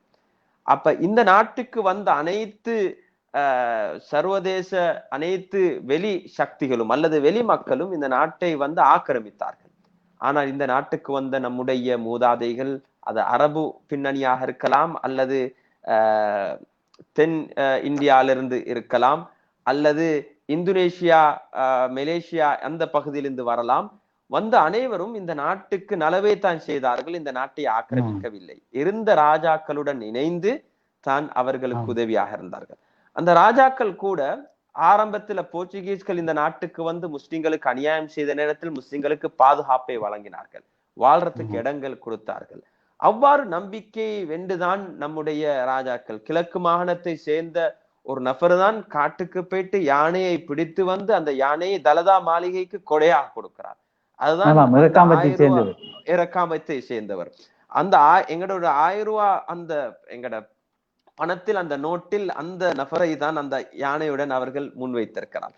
இவ்வாறு மிகவும் விசுவாசமாக இருந்த இந்த முஸ்லிம் சமூகம் முதலாவதாக ஆங்கிலர்கள் இந்த நாட்டை ஆளும் போது 1915 தான் முதலாவது கலவரம் உண்டாகுது. அப்ப இதுல மிக முக்கியமாக எங்கட எதிர்காலம், நாம் 1000 வருடங்கள் ஒற்றுமையோட சகவாழ்வுடன் நம்முடைய தீனையும் பாதுகாத்து கொண்டு நம்முடைய தனித்துவத்தை பாதுகாத்து கொண்டு நாம் வாழ்ந்திருக்கிறோம். ஒரு 100 வருடம் காலகாலமாக பல விடங்கள் உண்டாக இருக்குது. அப்ப எதிர்காலம் என்ன அமையணும் என்றால், எதிர்காலத்தில் அரசியல் தீர்வை கொண்டு மாத்திரம் எங்களுக்கு இந்த பிரச்சனையை முகம் கொடுக்க முடியாது. சமூக ரீதியாக நாம் அந்த பௌத்த மக்களையும் இந்து மக்களுடைய உணர்வுகள் என்ன, ஏன் அவர்கள் கோவிக்கிறார்கள், இதுக்குரிய காரணம் என்ன என்றதை நாம் விளங்கி அவர்களுடன் ஒரு உறவை நாம் வளர்த்து கொள்ளத்துக்குரிய முயற்சியில் ஈடுபட வேண்டும். இது முக்கியமான ஒரு காரணம். இரண்டாவது விடயம் என்னென்றால், நம்முடைய உணர்வுகளை அவர்கள் விளங்கக்கூடிய அமைப்பில் அவர்களுக்கு நாம் நம்முடைய உணர்வுகளை முன்வைக்க வேண்டும்.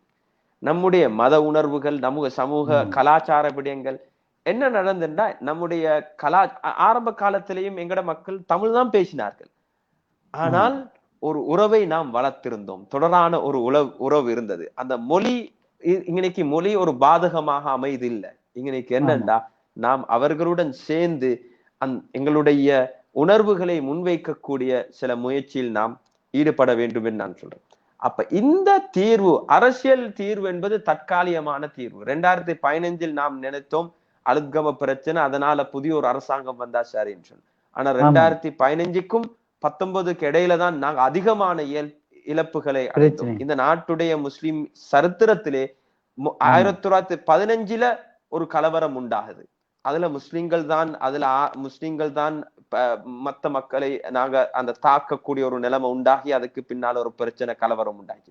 2வது பெரிய பிரச்சனை, நாங்க மற்றவர்களை தாக்கினது 2 கட்டத்துல தான். 1915 இந்த 2019 இந்த ஜஹரானுடைய தாக்குதல். அது நாங்கன்னு நான் சொல்ல மாட்டேன், அது ஒரு குழு என்ன செஞ்சாங்கண்டா எங்கட பேரை பயன்படுத்தி அவங்க தாக்கி இருக்கிறார்கள். அதனால இந்த பின்னணியை நாம் பார்க்கும் போது இதில் எங்களுக்கு தொடராக எங்கட சமூகம், அரசியல்வாதிகள், சமூக தலைவர்கள், நாம் எல்லோரும் சேர்ந்து இதுக்குரிய மிக முக்கியமான தீர்வு என்னண்டா, நம்முடைய லைஃப் ஸ்டைல நாம் இந்த நாட்டில் வாழக்கூடிய எங்கட இலக்க நாம் மாற்ற வேண்டிய ஒரு தேவை இருக்குது. அதுல ஒன்று, நம்முடைய நாம் அதிகமாக எங்களுடைய இளம் வாலிப சமூகம் கல்வியில முதலீடு செய்ய வேண்டும். அவர்கள் இந்த நாட்டில் எங்கட அறிவில்லாம இந்த நாட்டு பாதுகாக்க முடியாது என்ற ஒரு நிலைக்கு இந்த நாட்டில் முஸ்லிம் பிரஜைகள் மாற வேண்டும். எல்லா துறையிலையும் நாங்க இப்ப யூனிவர்சிட்டிக்கு போனா ஆரம்பமான டிகிரியோட அதுக்கு பின்னால மேல சயின்டிஸ்ட், ப்ரொஃபசர் லெவலுக்கு எந்த துறையிலையும் எங்கட மக்கள் முன்னேறல. அப்ப ஒவ்வொரு துறையிலையும் எங்கட வாலிபர்கள் அல்லது எங்கட படித்தவர்கள் இல்லாமல் இந்த நாட்டை கெட்டியெழுப்ப முடியாத ஒரு நிலையில கல்வியில் நாம் மாற வேண்டும். இதுதான் ஒரு நிரந்தரமான ஒரு தீர்வு. 2வது விடயம் தான், நாம் எங்க வியாபாரத்துல ஒரு நடுவர்களாக இருந்து இன்னொத்தட்டு சாமானத்தை எடுத்து நாங்க ஒரு லாபத்தை வச்சு விற்கக்கூடியவர்களாக தான் அதிகமானவர்கள் இருக்கிறோம். இறக்குமதி செஞ்சு விற்கிறோம். நாம் உற்பத்தி செஞ்சு அதே போல ஏற்றுமதி வியாபாரத்துல நாம் எங்கட முன்னோர்கள் தான் செய்தார். எங்கட முன்னோர்கள் இந்த நாட்டுக்கு வந்த நேரத்தில் ராஜாக்கள் ஏன் வரவேற்றார்கள் என்றா, நாம் ஏற்றுமதி தான் செய்தோம். இந்த நாட்டுக்கு நாம் தேவையான பொருட்களை இறக்குமதி செய்யறதோட இந்த நாட்டுடைய பொருட்களை நாம் ஏற்றுமதி செய்தோம் பிற நாடுகளுக்கு. அதனால பெரிய ஒரு வருமானம், பெரிய ஒரு உறவொண்டு இந்த நாட்டுக்கு உருவாச்சு. திரும்பவும் நாம் பொருட்களை உற்பத்தி செய்யக்கூடியவராக மேனுஃபேக்சரிங் ட்ரேடுக்கு நாம் போகணும். பொருட்களை உற்பத்தி செய்யக்கூடிய பகுதிக்கு நாம் போக வேண்டும்.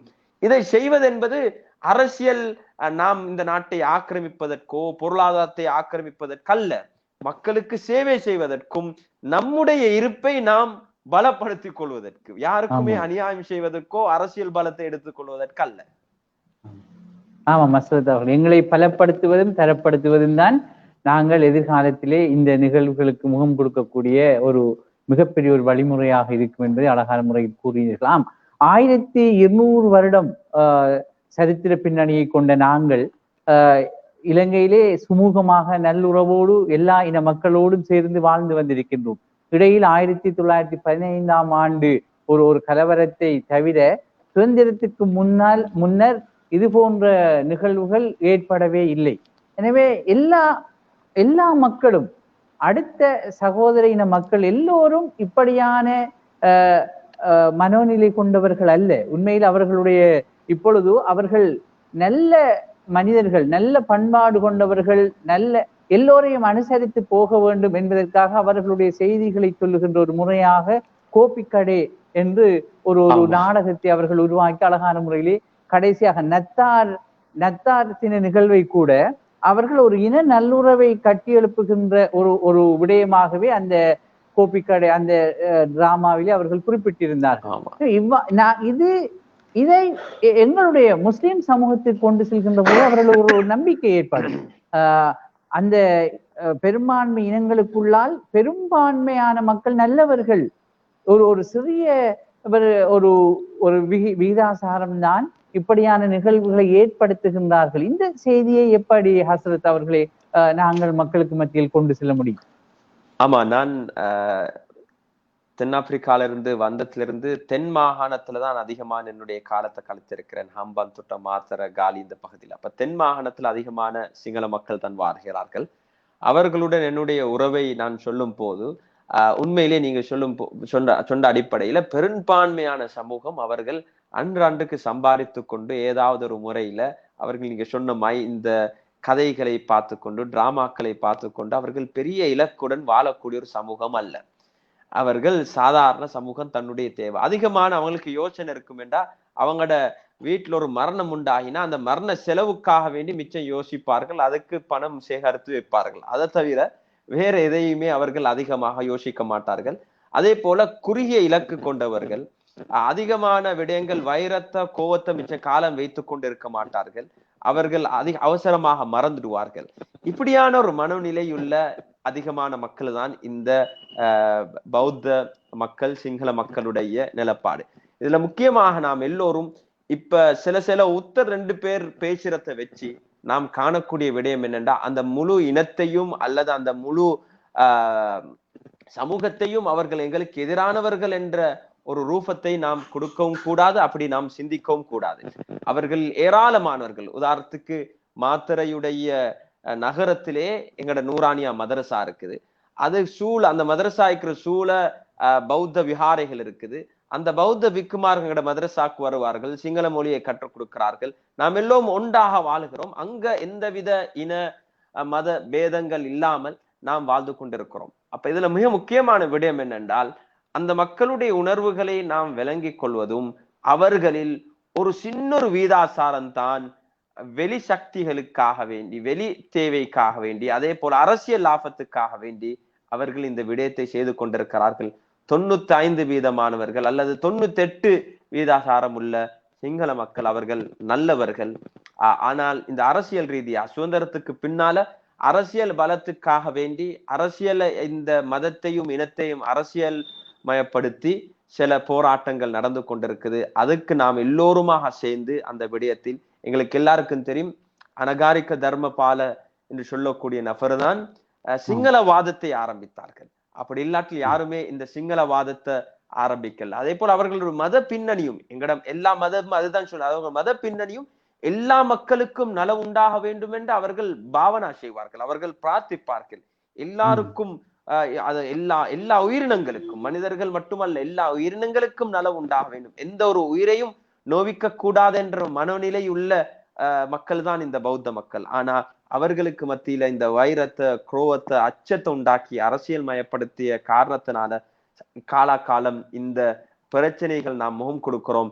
ஆனால் இது எங்களுடைய தொடரான ஒரு முயற்சி. நாம் தொடராக இந்த நல்ல விடயங்களை முன்வைத்து அவர்களையும் இப்படியான, ஏன்னா இந்த நாட்டில் ஒத்துமை இல்லாத நிலை அல்லது அரசியல் ஒரு நிலையா இல்லாத அரசியல், நிலை இல்லாத பொருளாதாரம், அதில் பாதிக்கப்பட்டது முஸ்லிம்கள் நாம் மாத்திரமல்ல. இந்த நாட்டு அனைவருக்கு எல்லா பிரஜைகளும் நாங்க பாதிக்கப்படுவோம், பொருளாதாரத்தை பிரச்சனைத்தினால, இன கலவரத்தினால.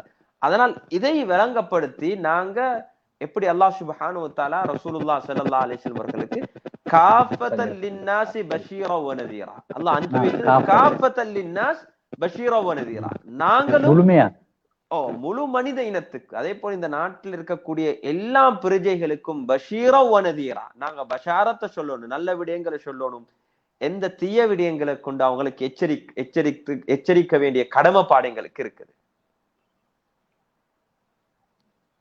ஆமா ஆமா மஸ்ரத் அவர்களே, சுதந்திரத்துக்கு முன்னர் இருந்த தலைவர்கள் அடுத்த சமூகத்தை பற்றி அழகான முறையில் விளங்கி இருந்தார்கள். அதனால் இவ்வாறான நிகழ்வுகள் ஏற்படவில்லை. ஆனால் பின்னர் வந்த தலைவர்கள் அவர்களை சரியான முறையில் விளங்கவில்லை, அடுத்த இன நல்லுறவுகளை அவர்கள் கட்டி எழுப்பவில்லை என்று ஒரு விமர்சனம் இருக்கின்றது. அந்த வகையில் தான் எங்களுடைய மறைந்த தலைவர் அஷ்ரப் அவர்கள் ஸ்ரீலங்கா முஸ்லிம் காங்கிரஸை தோற்றுவித்தது ஒரு வகை இன விடயத்தை அதிகப்படுத்தியது என்ற ஒரு விமர்சனம் இருக்கின்றது. அதற்கு முந்தைய ஏசிஎஸ் ஹமீத், பதியுதீன் முகமது போன்றவர்கள் பெரும்பான்மை இனத்தோடு சேர்ந்து நிறைய சாதித்தார்கள். ஆனால் இவர் வரலாற்றிலே இது ஒரு தற்காலிகமான தீர்வாக அவர் தேடியதாகவும், பின்னர் அவர் அதற்கு ஒரு மாற்று விடயங்களை கொண்டு வர முயற்சித்ததாகவும், அது நடைமுறை சாத்தியமாகவில்லை என்று ஒரு வரலாற்று ரீதியான விடயங்களை பார்க்கின்றோம். இந்த விமர்சனத்தில் இருந்து நாங்கள் எப்படி விடுபடலாம் அவர்களே? உண்மையிலே சகோதரர் மர்ஹூம் அஷ்ரப் அவர்கள் ஆரம்பத்திலிருந்து இலங்கை ஐக்கிய தேசிய கட்சியுடன் தான் பலவிதம் அவர்கள் தொடராக அரசியல் செய்ய ஆரம்பித்தார்கள். ஐக்கிய தேசிய கட்சியுடன் அரசியல் செய்யும் போது அதுல குறிப்பாக கிழக்கு மாகாணத்தில் உள்ள முஸ்லிம்களுக்கு ஐக்கிய தேசிய கட்சியிலிருந்து உரிமைகள், அதுக்கு தேவையான விடயங்கள் நடக்கிறது இல்லை என்று சொல்லி ஒரு வாதத்தை முன்வைத்தார்கள். ஐக்கிய தேசிய கட்சியுடன் தான் முஸ்லிம்கள் எப்பொழுதும் இணைந்திருந்தார்கள். அதிலே கொழும்பு பகுதியாக இருக்கலாம், கண்டி பகுதிகளாக இருக்கலாம். அதே போல கிழக்கு மாகாண மக்களும் ஐக்கிய தேசிய கட்சியுடன் தான் இருந்தது, பொதுவான அந்த நிலப்பாடு இருந்தது ஐக்கிய தேசிய கட்சியுடன். அப்ப ஐக்கிய தேசிய கட்சியின் ஊடாக கிழக்கு மாகாண முஸ்லிம்களுக்கு தேவையான உரிமைகள் அல்லது தேவையான சலுகைகள் அல்லது அபிவிருத்திகள் நடக்குதில்லை என்ற ஒரு வாதம் சகோதரர் அஷ்ரப் இடத்தில் தொடராக இருந்தது. ஆனா அந்த பின்னணியில அவர் இந்த கட்சியை ஆரம்பிக்கவில்லை. ஆனா இந்த கட்சி ஆரம்பித்த அந்த கட்டம் அது கிழக்கு மாகாணத்துடைய ஒரு அரசியலாக, இது தேசிய அரசியலாக சகோதரர் அஷ்ரப் அவர்கள் மர்ஹூம் அஷ்ரப் ஆரம்பிக்கல. இந்த கிழக்கு மாகாணத்துக்கான ஒரு அரசியலாகத்தான் அரசியல் கட்சியாக ஆரம்பித்தார்கள். அதுக்குரிய நோக்கம் அன்று அந்த இலங்கை அங்க வாழ்ந்த தமிழ் இளைஞர்கள் எல்டிடியின் பக்கம் போறதும், அதனால எங்கட முஸ்லிம் இளைஞர்கள் அந்த வாதத்துக்கு அவர்கள் கவர்ந்து அவர்களும் ஆயத்தை எடுக்கக்கூடிய ஒரு வாய்ப்பு இருந்தது. அப்ப அந்த நேரத்தில் ஒரு தற்காலிகமான இது ஒரு ஜனநாயக முறையில் தான் இந்த உணர்வுகளை பயன்படுத்த வேண்டும் என்ற அடிப்படையில் அந்த முஸ்லிம் காங்கிரஸ் என்று சொல்லிய கட்சியை அவர்கள் ஆரம்பித்தார்கள். அந்த பின்னணியில தான் அவர்கள் தொடரான ஒரு மிகவும் அதிஷ்டானத்துடன் செயல்படுவார்கள். எங்களுக்கு தெரியும், நீங்க கிழக்கு மாகாண மக்களுக்கு தெரியும் அவருடைய பேச்சுகள் எல்லாம் எப்படி உணர்வு பூர்வமாக இருந்ததுன்னு சொல்லி. 1995க்கு பின்னால் உள்ள காலங்களில் அவருக்கு ஒரு ஒரு ஒரு ஒரு தேசிய அரசாங்கத்தை உருவாக்குறதுக்கு அவர் மிக முக்கியமான காரணமாக அமைந்தார். அந்த தேசிய அரசாங்கத்தை உருவாக்கும் போதும் அவருடைய வாதங்கள் எல்லாமே சமூக நல்லிணக்க வாதங்களாகத்தான் அமைந்திருந்தது. அவர் சோமஹாமுதருடன் அந்த நேரத்துல பப்ளிக்காக டிவியில இன்டர்வியூ பண்ண நேரத்துல அவருக்கு பிக்குமாருடன் மிகவும் உறவு இருந்தது. பிக்குமார்களுடன் அதிகமா பார்ப்பார்கள், பேசுவார்கள். அதே போல அவர் திருமணம் முடிச்ச எங்களுக்கு தெரியும் திருமதி ஃபேரில் அஷ்ரப் அவர்களும் கண்டிய பிரதேசத்தை சேர்ந்தவர்கள், அதிகமான எல்லா இன மக்களுடன் சேர்ந்த ஒரு பழக்கம் அவருக்கு இருந்தது. அப்ப கடைசி காலத்தில் இந்த முஸ்லிம் காங்கிரஸ் என்ற கட்சியை அடிப்படையாக வைத்து தேசிய அரசியல் செய்ய முடியாது. அதனால நுவா என்று சொல்லி ஒரு கட்சியை உருவாக்கினார்கள். அந்த நுவா என்ற கட்சியில எல்லா தேசிய தலைவர்களையும், அது சிங்கள இன மக்களாக இருக்கட்டும் தமிழின மக்களை வைத்து அவர் ஒரு ஸ்தாபகராக இருந்து இதனூடாக ஒரு மாற்று அரசியல், இந்த யுஎன்பி அல்லது எஸ்எல்எஃப்பி என்று சொல்லக்கூடிய அதுக்கு மாற்று ஒரு அரசியல் ஒன்று கொண்டு இந்த நாட்டுக்கு அபிவிருத்தி உண்டாக்க வேண்டும், இந்த நாட்டு மக்களுக்கு சுவிசத்தை உண்டாக்க வேண்டும் என்ற ஒரு இலக்குடன் தான் அவர் செயல்பட்டு கொண்டிருந்தார். அல்லாஹுடைய கதிர் திடீரென்ற ஒரு துருச்சுஷமான ஒரு நிகழ்வின் ஊடாக அவர் இந்த உலகத்தை விட்டு பிரியக்கூடிய நிலம் உண்டானது. ஆனா அவருடைய கட்சியுடைய தொண்டர்கள் அவருடைய அவருடைய நோக்கத்தை சரியாக விளங்கி வைக்காத காரணத்தினால் அவர்கள் அது ஒரு இலவாக இருந்தது. ஒரு புதிய விடயத்தை ஸ்தாபித்து ஒரு கோஷத்தை கொண்டு போறது சிரமம். அவர்கள் செய்த அந்த முயற்சியிலே கொஞ்சம் காலம் வாழ்ந்து போறது ஒரு ஆரோக்கியமா அது லேசாக இருந்தது. அதனால் அவர்கள் செய்து வந்தார்கள். ஆனால் இப்ப நாம் காண்றோம் அந்த வாதம் இப்ப முஸ்லிம் மக்களும் அந்த வாதத்தை விரும்புகிறார்கள் இல்ல. கிழக்கு மாகாணத்திலும் அப்படியான விடயங்களை நாம் காண ஆரம்பிக்கிறோம். என்னால் மக்கள் அதை ஒரு தீர்வாக காண்கிறார்கள் இல்ல, அதை காண்கிறார்கள். இது அந்த எண்ணிக்கை முஸ்லிம் காங்கிரசுடைய பாராளுமன்ற உறுப்பினருடைய எண்ணிக்கை அப்படியே குறைஞ்சு வந்திருக்குது இது வரைக்கும். அப்ப இப்படியான ஒரு பின்னணியில முஸ்லிம் அரசியல்வாதிகள் நாம் இனத்தையோ மதத்தையோ அடிப்படையாக வைத்து அரசியல் எங்கட முன்னோர்கள் யாரும் செய்யவில்லை. அது ஒரு தற்காலிகமாக தான் அந்த முஸ்லிம் காங்கிரஸ் என்ற ஒரு உருவாக்கப்பட்டது. அரசியல் என்று சொல்லும் போது காஃபத்தல்லின்னாஸ், அது மனித இந்த நாட்டுடைய எல்லா பிரஜைக்கும் நலவை கொண்டு வர வேண்டும் என்ற அடிப்படையில் தான் நாம் சமூகத்துக்கு தலைமைத்துவம் கொடுக்க வேண்டும். அதனால் மர்ஹூம் அஷ்ரப் அவர்கள் பல நலவுகளை செய்திருக்கிறார்கள். இந்த நாட்டு மக்களுக்கு பல சேவைகள் இந்த நாட்டு மக்களுக்கு செய்திருக்கிறார்கள். அதே போல மனிதன் என்ற அடிப்படையில் மனிதர்களிடத்துல சில குறைகள் இருக்கலாம். அந்த நாம் சரித்திரத்தை படிக்கிறது ஏனென்றால் அதுல தவறுகள் இருந்தால் அதை சரிப்படுத்தி நாம் அதுல நலவுகளை பெற்று நாம் முன்னேறி செல்ல வேண்டும். அதனால் இந்த வாதம் நான் நினைக்கிறேன் கிழக்கு மாகாணத்துல வாழக்கூடிய முஸ்லிம்கள் இதை நல்லா விளங்கி வைத்திருப்பார்கள்.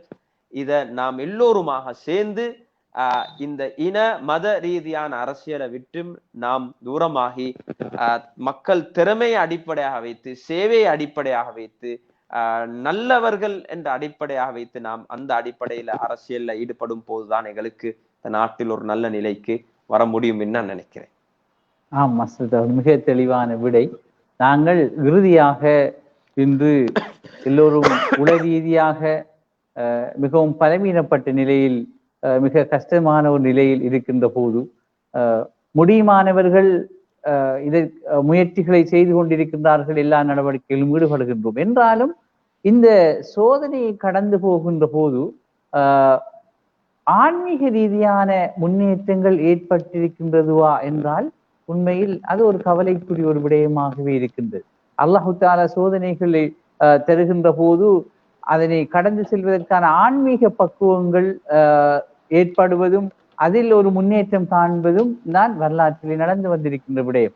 ஆனால் இன்று அது அரிதாக அல்லது இல்லாமல் போயிருக்கின்ற ஒன்றாகவே இருக்கின்றது. எனவே ஹஸ்ரத் அவர்களே, ஆன்மீக ரீதியாக நாங்கள் எவ்வாறான விடயங்களை இந்த காலகட்டத்தில் செய்து கொள்ளலாம்?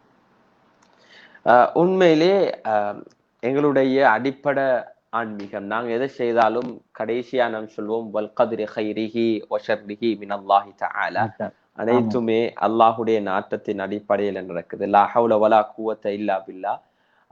அல்லாஹுடைய நாட்டம் இல்லாமல் எங்களுக்கு எதையும் செய்யக்கூடிய சக்தி எங்களுக்கு இல்லை. அதே போல லா யுகல்லிஃபுல்லாஹு நஃப்ஸன் இல்லா வுஸ்அஹா, எங்களுக்கு சக்திக்கு அப்பால் அல்லாஹ் எங்களுக்கு எந்தவித சுமையும் அல்லாஹ் எங்களுக்கு சுமத்தாட்ட போறதில்லை. அந்த அடிப்படையில் நாம் ஜனநாயக ரீதியாக சட்டத்தை அடிப்படையாக வைத்து எதெல்லாம் செய்ய முடியுமோ அதை நாம் செய்திருக்கிறோம், செய்து கொண்டே இருப்போம். நான் ஆரம்பத்தில் சொன்னது போல எழுதி கொண்டே இருப்போம். அதே நேரத்தில் ஒரு விடயத்தை நாம் மறக்கக்கூடாது. அல்லாஹ் இப்படியான சோதனைகளை தரக்கூடிய ஒரு காரணம் இருக்குது.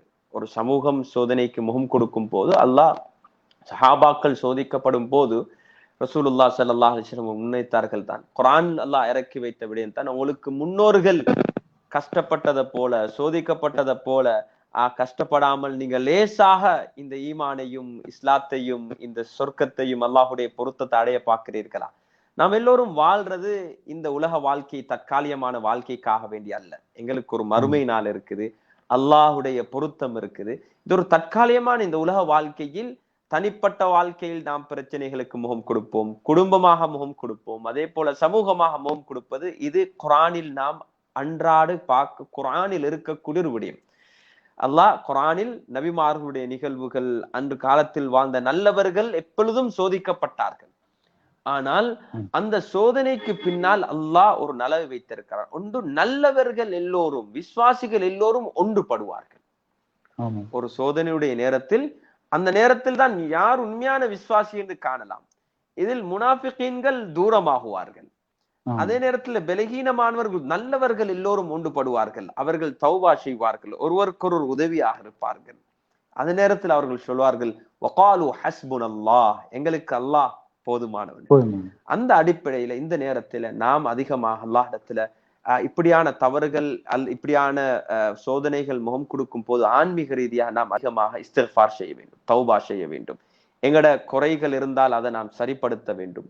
அதே நேரத்தில் எங்களுக்கு மத்தியில நாம் அந்த அமீருக்கு இத்தாஅத் செய்து ஒரு தலைமத்துவத்துக்கு அடிபணியக்கூடிய ஒரு நிலைமை. இப்ப இந்த நாட்டில் இருக்கக்கூடிய ஒரு பெரிய ஒரு சோதனை என்னன்னா, முஸ்லிம் சமூகத்துக்கு யாரு சொன்னா நாங்க செய்யறது என்ற அடிப்படையில் எத்தனையோ அமைப்புகள் கூடுதலாக கடந்த ஒரு 30-40 வருடமாகத்தான் இப்படி ஆகிருக்குது. அதிகமான ஒரு ஊர் எடுத்தா, ஒரு கிராமத்தை எடுத்தா எத்தனையோ அமைப்புகள் இருக்கிறது, ஆரோக்கியமானது. ஆனால் இப்படியான ஒரு சவால், இப்படியான ஒரு ஃபித்னா பிரச்சனையுடைய நேரத்தில் அந்த அமைப்புகள் எல்லாம் ஒன்றுபட வேண்டும். எல்லோரும் ஒன்றுபட்டு ஒரு தலைமத்துவத்துக்கு கீழே மஷூராயின் அடிப்படையில் எல்லோருமாக ஒழுங்காக ஒரு கட்டமைப்பு இருக்க வேண்டும். அது அல்லாஹ் சுப்ஹானஹு வ தஆலா, ஏன்னா யதுல்லாஹி மஅல் ஜமாஅ, நாம் ஒன்றுபட்டோம் என்றால் அல்லாஹ்வுடைய உதவி இருக்குது. வஅதஸிமு பிஹப்லில்லாஹி ஜமீஆ, இது ஆன்மீக ரீதியாக தீனை, மார்க்கத்தை அடிப்படையாக வைத்து நாம் ஒன்றுபட வேண்டும். மிக முக்கியமான ஒரு விடயம் தான் இந்த விடயங்களில் நாம் சோதிக்கப்படும் நேரத்தில் எங்களோட உள்ளங்களுக்கு கஷ்டம், வருத்தம் உண்டாகும் நேரத்தில் அல்லாஹ் எங்களோட பாவங்களை மன்னிக்கிறான், எங்களோட அந்தஸ்துகளை உயர்த்துகிறான். யாருடைய குடும்பத்தினால இவ்வாறான ஜனாசாக்கள், COVID-19 தாக்குதலால் ஜனாசாக்கள் உண்டாகி தகனம் செய்யப்பட்டதோ அவர்களுக்கு அல்லாஹ் ஷஹீதுடைய கூலியை நிச்சயமாக வழங்குவான். பொறுமையோடு இருக்கக்கூடிய குடும்பத்தினர்களுடைய பாவங்களையும் அல்லாஹ் மன்னித்து அவர்களுக்கு எதிர்காலத்தில் ஹைறுகளை, நலவுகளை வைத்திருக்கிறான். அதனால் அல்லாஹுடைய இந்த விடயத்துல வலா தஹினு வலா தஹ்ஸனு வ அன்துமுல் அலவுன் இன் குன்தும் முஃமினீன், நீங்க பயப்படாதீர்கள், சஞ்சலப்படாதீர்கள், கவலைப்படாதீர்கள். நீங்க விசுவாசிகளாக இருந்தால் நீங்க தான் கட்டாயமாக நாம் தான் மேலோங்குவோம் என்ற இடத்துல எந்தவித சந்தேகமும் இல்லை. அந்த அடிப்படையில் நாம் இந்த நேரத்தில் மஸ்ஜிதில் நமக்கு பெரிய எண்ணிக்கையில் ஒன்று கூட முடியாது, பெரிய எண்ணிக்கையில் ஜும்ஆ செய்ய முடியாது. ஆனா தனிப்பட்ட முறையில் நாம் ஒவ்வொரு வாரமும் நோன்பு நோப்பது, எங்களுக்கு ஏண்டிய அளவு தர்மங்களை கொடுக்கிறது, அதிகமாக எங்களோட கவனத்தை அல்லாஹின் பக்கம் திசை திருப்பது, துஆவில் நாம் ஈடுபடுவது, அதனூடாக நிச்சயமாக நாம் அல்லாஹுடைய உதவியினூடாக எங்களுடைய இந்த இது இன்ஷா அல்லாஹ் நல்லடக்கம் செய்யக்கூடிய அனுமதி நாங்கள் அடைவோம். ஆனால் இந்த நாட்டு முஸ்லீம்களுக்கான பிரச்சனை, அந்த சவால் முடியாது. இன்றைக்கு அது கிடைச்சா அதுக்கு பின்னால மதரசாவுக்கு எதிரான கோஷத்தை இறப்புவார்கள், பெண்களுடைய ஆடை சம்பந்தமான கோஷத்தை எழுப்புவார்கள். இவ்வாறு ஒவ்வொரு கோஷம் அதுக்கு பின்னால் வந்து கொண்டே இருக்கும். ஆனால் அதனால அதை ஒவ்வொன்றையும் நாம் ஒன்றுபட்டு ஒத்துமையாக அல்லாஹின் பக்கம் திசை திருப்பிதான் எங்களுக்கு இதை வெற்றி பெறலாம். அதே நேரத்துல ஒரு சாரார் துஆ மாத்திரம் செய்கின்றார்கள், அப்படி அல்ல. ரசூலுல்லாஹ் ஸல்லல்லாஹு அலைஹி வஸல்லம் அவர்கள் நமக்கு கற்றுத்தந்தது, இரவு நேரங்களில் நாம் துஆ செய்வோம், காலையில தஹஜ்ஜுடைய நேரத்துல துஆல ஈடுபடுவோம், தொழுவோம், தான தர்மம் செய்வோம். அதே நேரத்தில் பகல் நேரத்துல நாங்க திட்டமிட்டு இதுக்காக வேண்டி செயல்படுவோம், முயற்சியில் ஈடுபடுவோம். நாங்க சும்மா இருக்க முடியாது, முயற்சியிலேயும் நாம் ஈடுபடுவோம். அதனூடாக நிச்சயமாக எங்களுக்கு ஒரு சிறந்த ஒரு தற்காலிகமான 5 வருஷம் 6 வருஷம் அல்ல, எங்கட சந்ததிகள் இந்த நாட்டில் கண்ணியமாக வாழ வேண்டும் என்றால் நாம் ஒரு கஷ்டமான ஒரு கட்டத்தை முகம் கொடுத்தாலும் நிச்சயமாக எங்கட சந்ததிகள் இந்த நாட்டில் கண்ணியமாக வாழுவார்கள் இன்ஷா அல்லாஹ். ஆமா சார், இன் தன்சுருல்லாஹ ஃபலா காலிப லக்கும், அல்லாஹ் தஆலா உங்களுக்கு உதவி செய்தால் உங்களை வெற்றி பெறுவர் யாரும் இல்லை. அந்த வகையில் அல்லாஹ்வுடைய நெருக்கம் எங்களுக்கு அவசியமாக இருக்கின்றது. அந்த வகையில் பள்ளி வாசல்கள் இப்போது மூடப்பட்டிருக்கின்றது. அகில இலங்கை ஜம்மியத்துல் உலமா பல பணிகளை காத்திரமாக செய்து கொண்டு வருகின்றது. ஹசரத் அவர்களே, நீங்களும் ஒரு முக்கியமான உயர் பதவியில் இருக்கின்றீர்கள், நிறைவேற்று குழு உறுப்பினர்களாக இருக்கின்றீர்கள். பள்ளி வாசலை மிக விரைவில் திறப்பதற்கான எவ்வாறான நடவடிக்கைகளை அகில இலங்கை ஜம்மியத்துல் உலமா மேற்கொள்கின்றது? ஆமா, பள்ளி வாசல்கள் வக்ஃப் சபையுடைய கண்காணிப்பு கீழ் இருக்குது. அகில இலங்கை ஜம்மியத்துல் உலமா பொதுவாக ஒரு வழிகாட்டல்கள் தான் எங்களுக்கு செய்யலாம். வக்ஃப் சபையுடைய உறுப்பினராகவும் நான் இருக்கிறேன் என்ற அடிப்படையில இந்த நாட்டில் எங்களுக்கு தெரியும் சுகாதார அமைச்சுடைய சுற்றுலா இருக்குது, 25 பேருக்கு மேல ஒரே நேரத்தில் ஒன்று கூட முடியாதென்ற ஒரு சுற்றுலா இருக்குது. அந்த அடிப்படையில இருக்கக்கூடிய அந்த சர்க்கிள் அடிப்படையாக வைத்துதான் நாம் வழிகாட்டி கொண்டிருக்கிறோம். நாம் ஒவ்வொரு வாரமும் தொடர்ச்சியாக சுகாதார அமைச்சுடன் நாம் சந்திப்பை ஏற்படுத்தி எங்களுடைய நிலைமைகளை அப்டேட் பண்ணி கொண்டிருக்கிறோம். நாம் எதிர்பார்க்கிறோம் வரக்கூடிய இந்த புதிய வருடத்தில் அந்த எண்ணிக்கையில் மாற்றம் கொணரப்பட்டு இன்ஷா அல்லாஹ் பள்ளி வாயில்கள் அதே போல பள்ளி வாயில் நாம் செய்த வளமையான அந்த அமல்களை தொடர்ந்து செய்யக்கூடிய வாய்ப்பு கிடைக்கும். ஆனால் முஸ்லிம் சமூகம் இன்னொரு 6 மாதம் அல்லது 7 மாதம் ஒரு வருடத்துக்கு நாம் எங்களுடைய நாங்க சொல்லுவோம் நியூ நார்மல் என்று சொல்லி நாங்க பள்ளியில கூடினா முசாஃபா செய்கிறோம், முஆனகா செய்கிறோம், இதுகளை கொஞ்சம் நாம் தவிர்த்து கொள்ள வேண்டும். ஏனென்றால் இந்த தொற்று நோய் பரவக்கூடிய அனைத்து விடயத்திலிருந்தும் நம்மை இதுதான் நம்முடைய மார்க்கமும் நமக்கு கற்றுத்தரக்கூடிய விடயம். நாம் சரியாக இந்த விடயத்தில் ஒழுங்காக செயல்பட்டோம் என்றால் நிச்சயமாக மஸ்ஜிதுகள் சம்பூர்ணமாக துறக்கலாம். நாம் சரியாக இந்த விதிமுறைகளை பேணினால் வரக்கூடியவர்கள் யார் போகக்கூடியவர்கள் யார் நாம் எல்லோரும் விதிமுறைகளை முறையாக பேணினால் இன்ஷா அல்லாஹ் இந்த தொற்று பரவுறதும் இன்ஷா அல்லாஹ் அப்படியே கொஞ்சம் குறைந்தால் முழுமையாக துறக்கக்கூடிய வாய்ப்பு இருக்குது. ஆனால் நான் நினைக்கிறேன் இன்னொரு 4 மாதத்துக்கு சில நெருக்கடியான எண்ணிக்கை கொஞ்சம் கூட்டம் 25 50 மாறலாம், அது 100 மாறலாம். எண்ணிக்கைகள் கொஞ்சம் கொஞ்சமாக நான் கட்டமாக கூட்டுவோம் என்ற ஒரு நிலப்பாட்டு இருக்குது. ஒவ்வொரு வாரமும் எங்களோட சுகாதார அமைச்சு என்ன செய்தா இப்பொழுது நாட்டுடைய நிலையை கவனத்துல கொண்டு அவர்கள் தன்னுடைய அந்த வழிகாட்டலை சுற்றலையை அவர்கள் மாற்றி கொண்டிருக்கிறார்கள். அந்த அடிப்படையில் நாம் எதிர்பார்க்கிறோம் இன்ஷா அல்லாஹ் எங்களுக்கு அந்த விடயம் கிடைக்கும் என்று. ஆனால் மக்களிடத்தில் ஒரு முக்கியமான ஒரு வேண்டுகோள் நான் வேண்டுகொள்கிறேன். மஸ்ஜிதில் எங்களுக்கு எப்பேலுமோ தனிமையில சாவது போயிட்டு நாங்க எண்ணிக்கை குறைந்து மஸ்ஜிதுடன் அந்த இணைப்பை உறவை நாம் தொடராக கொண்டு போக வேண்டும். அல்லது அந்த பழக்கம் அப்படியே இல்லாம போனால் அது மிகவும் ஆன்மீக ரீதியாக ஒரு மிகவும் ஆபத்தான நிலைக்கு மாறுவோம். அதனால் தொடராக நாம் எல்லோரும் என்ன செய்வோம், மஸ்ஜிதுக்கு எனக்கு எவ்வளவு இயலுமோ அந்த அளவுக்கு நாம் அதில் அந்த விடயங்களில் சுகாதார வழிமுறைகளை பேணி நாம் மஸ்ஜிதுகளில் ஈடுபடுவோம் இன்ஷா அல்லாஹ். ஆம் ஹசரத் அவர்களே, நேர் ஒருவருடைய கேள்வி, இப்ராஹிம் நபி அவர்கள் மிக பெரும் நெருப்பு கிடங்கை ஒரு பூஞ்சோலையாக கடந்து செல்வதற்கு அல்லாஹு தஆலா அவர்களுக்கு உதவினான். உண்மையில் அவர் அந்த மிக பெரும் சோதனையை இலகுவாக கடந்து சென்றார்கள். அப்படி நாங்களும் இந்த சோதனையை கடந்து செல்வதற்குரிய வாய்ப்புகள் இருக்கின்றதுவா என்று கேட்டிருக்கின்றார். கட்டாயம் நிச்சயமா அல்லாஹ் சுப்ஹானஹு வ தஆலாக்கு எதுவும் ஒரு நெருப்பை அதை குளிராக மாற்ற முடியும். ரப் அல்லாஹ்க்கு ஈசா அலைஹிஸ்ஸலாத்தை சிலுவிட போனவர்கள் அல்லாஹ் ஈசா அலைஹிஸ்ஸலாத்தை உயர்த்தி எடுத்தான். அப்படியான ஒரு நம்பிக்கை நான் ஆறுதலுக்காக வேண்டி ஒவ்வொரு குடும்பத்துக்கும் முன்வைக்கக்கூடிய விடயம்தான். அந்த ஜனாசா அந்த பெட்டிக்குள் இருந்தது அல்லாஹ் சுப்ஹானஹு வ தஆலாக்கு அதை எடுத்து அவனுக்கு அதுக்குரிய வேற ஏற்பாடு செய்யலாம். எரிக்கப்பட்டது அந்த ஜனாசா இல்லை என்ற அடிப்படையிலையும் அல்லாஹ்வுக்கு ஒரு நிலைமையை மாற்றலாம். அதனால் அந்த முஅஜிசாக்கள் அதே போல் அல்லாஹ் அந்த வளமைக்கு மாற்றமான விடயங்களை அல்லாஹ் செய்யக்கூடியனாக இருக்கிறான். இந்த நேரத்துல எங்களோட நம்பிக்கை இப்படியான விடயங்கள் தான் நமக்கு அந்த உறுதியை தர வேண்டும். இப்படியான விடயங்கள் இப்ராஹிம் அலைஹிஸ்ஸலாத்துடைய இந்த நிகழ்வு இப்படியான விடயங்கள் நமக்கு நம்பிக்கை உறுதியை தர வேண்டும். அந்த விடயங்கள் நிச்சயமா சில நேரங்கள் அது பகிரங்கமாகும், சில நேரங்கள்ல அந்த முஅஜிசாக்கள் பகிரங்கப்படுத்தப்படுவதில்லை. ஆனால் எங்களுக்கு நம்பிக்கை இருக்கலாம் நிச்சயமாக அல்லாஹ்வுக்கு அந்த நெருப்பை குளிராக மாற்றி அல்லது அந்த நெருப்பில் தீ வைக்கப்பட முன்னால அல்லாஹ் அந்த உடலை அந்த இடத்திலிருந்து ஆற்றக்கூடியவன் ரப் அல்லாஹ், அவனுக்கு அதை செய்ய முடியும் என்ற நம்பிக்கை எங்களுக்கு இருக்குது. ஆமா ஹசரத் அவர்களே, நேருடைய இன்னும் ஒரு ஆதங்கம் தான், நீங்கள் கல்வியில் முன்னேற வேண்டும் என்று சொல்கின்றீர்கள். இலங்கையில் பெண் பிஓஜியை தேடினால் இல்லை, எனவே படிப்பதற்கு நீங்கள் தானே முட்டுக்கட்டையாக இருக்கின்றீர்கள் என்றொரு வாதத்தை முன்வைத்திருக்கின்றார். உண்மையில் இந்த நாடு ஒரு சிறுபான்மை நாடு. ஃபிக்ஹுல் அகல்லியாத் என்ற வகையில் நிறைய நாங்கள் இந்த விடயங்களோடு எவ்வாறு அனுசரித்து போவது, உண்மையில் இது ஒரு பெரிய ஒரு விடயம் என்றாலும் அவருடைய ஆதங்கத்துக்காக ஒரு சில விடயங்களை குறிப்பிட்டால் நன்றாக இருக்கும். உண்மையிலே பொதுவாக இஸ்லாம் பெண்கள் ஆண்களுடைய விடயத்துல ஒரு விடயத்தில் தான் பெண்கள் ஆண்களுடைய விடயத்துல சில மாற்று வழிமுறைகளை இஸ்லாம் முன்வைக்குது. அதுல மிக முக்கியமாக மஹ்ரமி அஜ்னபியுடைய விடயமும் ஒரு பெண்ணுடைய அவுரத்தும் ஒரு ஆணுடைய அவுரத்தும் வித்தியாசமாக இருக்குது. இந்த அடிப்படையான பெண் ஆணுக்குரிய இந்த உறவுடைய அடிப்படையான சட்டத்துடன் சேர்ந்து இஸ்லாம் என்ன சொல்லுதுண்டா, பெண்ணுக்கென்று சில பொறுப்புகளையும் கடமைகளும் ஆணுக்கு சில பொறுப்புகளையும் கடமைகளையும் பிரித்திருக்குது.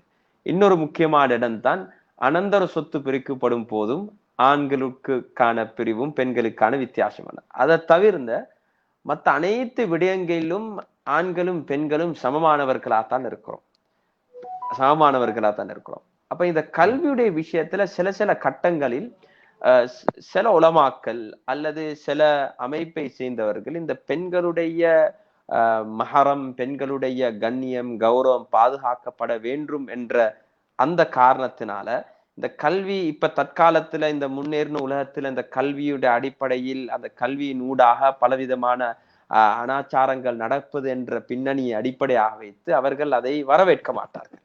ஆனால் அது மார்க்கமோ உலமாக்களுடைய எல்லோருடைய வாதமும் அல்ல, எல்லாரோட வாதமும் அல்ல. அதுல மிக முக்கியமான விடயம், நாங்க எந்த விடயத்துல முன்னேறினாலும் அது கல்வியாக இருக்கலாம், எந்த துறையிலாக இருந்தாலும் எங்களோட அடிப்படைகளை இழக்கக்கூடாது. அடிப்படை என்ன, ஒரு மனிதனுக்கு, முஸ்லிமுக்கு, அதையும் குறிப்பா ஆணாக இருந்தாலும் பெண்ணாக இருந்தாலும் பண்பாடும் ஒழுக்கமும் வெக்கமும் கௌரவமும், இது அடிப்படை. இது ஒரு மனிதன் அடிப்படை. அப்ப எந்த விடயத்தில் நாம் ஈடுபட்டாலும் அந்த அடிப்படை இழந்து எங்களுக்கு என்ன செய்ய முடியாது. நான் அடிக்கடி ஒரு காரணத்தை உதாரணமா சொல்வேன். ஒரு மனிதன் தன்னை அலங்கரிப்பதற்காக வேண்டி பல ஆடைகள் அணிவார். அடிப்படையாக அணியக்கூடிய ஆடைக்கு மேலாக ஒரு கோட்டை போடுவோம், ஒரு டையை போடுவோம், ஒரு தொப்பியை போடுவோம், அழகான ஷர்ட்டை போடுவோம். இந்த அதுக்கு பின்னா எல்லாம். ஆனா அடிப்படையாக தன்னுடைய அவுரத்து மறைஞ்சிருக்கும். ஒரு கோட் போட்டு இருக்கிறாரு, டைய போட்டு இருக்கிறாரு, தொப்பியை போட்டு இருக்கிறாரு, ஆனா கீழாடை ஒன்றும் இல்லைண்டா நாங்க யோசிப்போம், என்ன இது, இவர் என்ன எடுத்திருக்கிறாருன்னு சொல்லி. அப்ப எந்த விடயத்தில் நாம் முன்னேறினாலும் உண்மையிலே அப்படியான வாதங்கள், அப்படியான கருத்துகள் சமூகமயப்படுத்தப்பட்டிருக்குது. உலமாக்கள் தான் கல்விக்கு எதிரானவர்கள் என்று நிச்சயமாக அல்ல. இதுக்கு ஒரு தலைப்பில் நாம் எவ்வாறு இஸ்லாத்தில் கல்வியை, இஸ்லாமிய பார்வையில் கல்வி என்றால் என்னென்று தனி தலைப்பில் நாம் பேச வேண்டும். அதில் முக்கியமாக இந்த ஆன்மீக குர்ஆனுடைய கல்வி, உலக கல்வி, பிரயோஜனமான கல்வி, பிரயோஜனமற்ற கல்வி, இது பெரிய ஒரு வாதம் இருக்குது.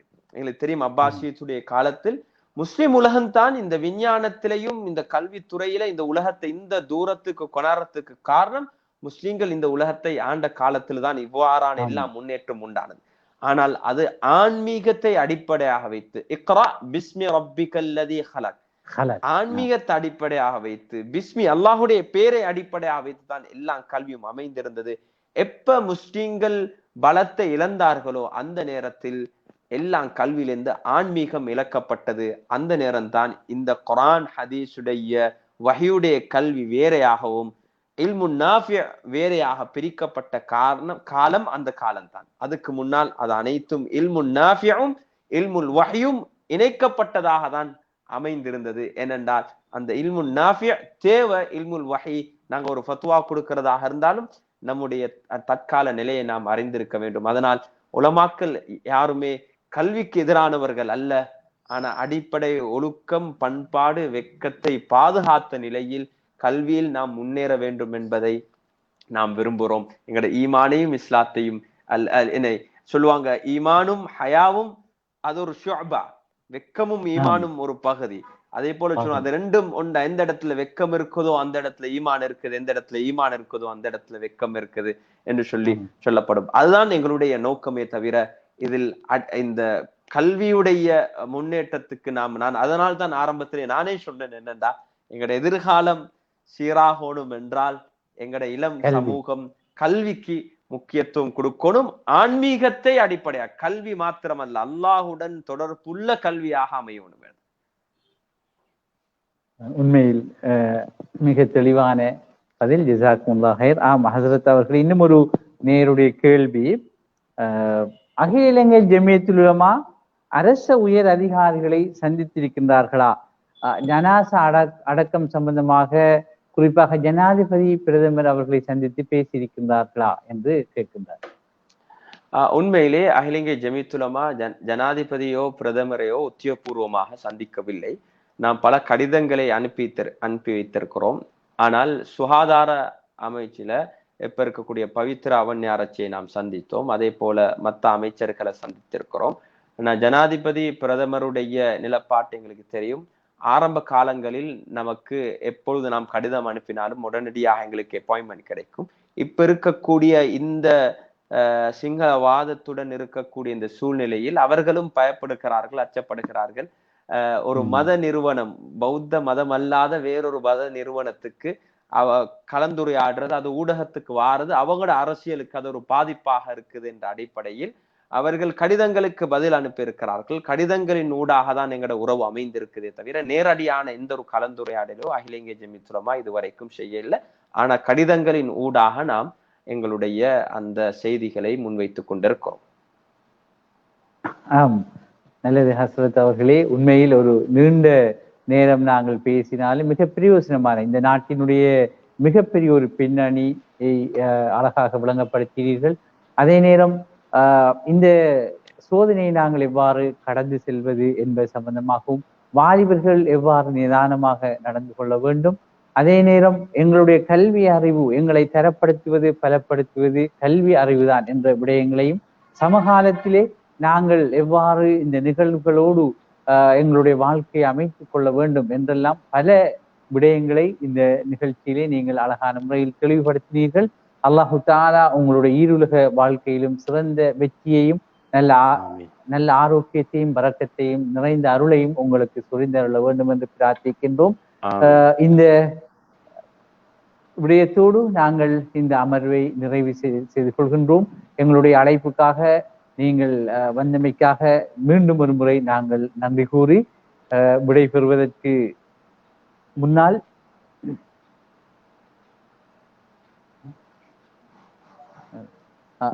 இறுதியாக ஹஸ்ரத் அவர்களே, இறுதியாக நாங்கள் பேசிய இந்த ஒட்டுமொத்த விடயங்களை வைத்துக் கொண்டு இந்த சமூகத்துக்கு நீங்கள் இறுதியாக சொல்கின்ற ஒரு சுருக்கமான விடயத்தை சொல்லி நாங்கள் இந்த நிகழ்ச்சியை நிறைவு செய்து கொள்ளலாம். அன்புக்குரிய சகோதர சகோதரிகளே, நாம் இப்பொழுது முகம் கொடுக்கக்கூடிய இந்த சவால் தற்காலிகமானது, எந்த ஒரு அநியாயமும் நீடிக்காது. அதனால நாம் யாரும் நிராசை அடையக்கூடாது, நாம் நம்பிக்கை இழக்கக்கூடாது. தொடராக நாம் அல்லாஹின் மீது நம்பிக்கை வைத்து அதுக்கு பின்னால் நம்முடைய தலைவர்கள் மீது நாம் நம்பிக்கை வைக்க வேண்டும். குறிப்பாக வாலிபர்களிடத்தில் நாம் வேண்டுகொள்ற விடயம்தான், பல சக்திகள் இந்த நேரத்தில் எங்களோட உணர்வை பயன்படுத்தி அவர்களுடைய லாபங்களை அடைவதற்காக வேண்டி எங்களை பயன்படுத்த பார்ப்பார்கள். அதனால் நாம் யாருமே மஸ்ஜிதையும் ஊரில் இருக்கக்கூடிய உலமாக்கள் படித்தவர்களுடைய தலைமத்துவத்தில் நாம் இருந்து அவர்களுடைய வழிகாட்டலின் அடிப்படையில் தான் வாலிபர்கள் செயல்பட வேண்டும் என்ற ஒரு அன்பான வேண்டுகோளை நான் முன்வைக்கிறேன். உங்களுடைய இந்த உணர்வுகளை நம்மையும் நம்முடைய சமூகத்தை பலப்படுத்தக்கூடியதாகத்தான் மாற வேண்டும். எங்களுடைய இந்த வைராக்கியம், நான் இன்றைய விட ஒரு சிறந்தவனாக மாற வேண்டும், இன்றைய விட என்னுடைய வியாபாரத்தில், என்னுடைய கல்வியில், என்னுடைய சமூகத்தை நான் முன்னேற்றத்துக்கு கொண்டு போக வேண்டும் என்ற ஒரு வைராக்கியமாக தான் இந்த வைராக்கியம் அல்லது இந்த கோபம் நம்மை மாற்ற வேண்டுமே தவிர அதை நம்மையும் நம்முடைய சமூகத்தையும் அழிக்கக்கூடியதாக, அந்த ஷைத்தானுக்கு இடம் கொடுக்கக்கூடியதாக அது மாறக்கூடாது என்று நான் முன்வைக்கிறேன். அதனால இதுல மிக முக்கியமான விடயம் என்னென்றால், பொறுமையோட ஹுதைபியாவுடைய நேரத்தில் ரசூலுல்லாஹ் ஸல்லல்லாஹு அலைஹி வஸல்லம் அவர்கள் சில விடயங்களுக்கு அநியாயமான உடன்பட முடியாத சில விடயங்களுக்கு உடன்பட்டார்கள். அந்த நேரத்தில் சஹாபாக்கள் பொறுமையாக இருந்தார்கள். அந்த பொறுமைதான் மக்காவுடைய வெற்றிக்கு காரணமாக அமைந்தது. அதே போல நிச்சயமாக நாம் பொறுமையாக எங்களோட தலைவர்களுடைய வழிகாட்டலுடன் எங்களோட உணர்வுகளை சரியாக முகாமைத்துவப்படுத்தி அதை நல்லதாக நாம் மாற்றிக்கொண்டோம் என்றால் நிச்சயமாக அல்லாஹ் நமக்கு இந்த நாட்டிலையும் இந்த உலக வாழ்க்கையிலே நமக்கு நிச்சயமா அல்லாஹ் ஒரு வெற்றியை தருவான். நிச்சயமாக அல்லாஹ் தஆலா எங்கள் எல்லோருக்கும் வெற்றியை தர வேண்டும். இந்த சோதனையை கடந்து செல்வதற்கு எல்லோருக்கும் உதவி செய்ய வேண்டும். அல்லாஹ் தஆலா உங்களுக்கும் உங்களுடைய பிள்ளைகளுக்கும் நிறைந்த அருள்களை தர வேண்டும் என்ற பிரார்த்தனையோடு விடைபெறுகின்றோம். வாஹிர் தவானா அல்ஹம்துலில்லாஹி ரப்பில் ஆலமீன். வஸ்ஸலாமு அலைக்கும் வரஹ்மத்துல்லாஹி வபரகாத்துஹு. வலைக்கும் அஸ்ஸலாம் வரஹ்மத்துல்லாஹி வபரகாத்துஹு. நன்றி. நன்றி.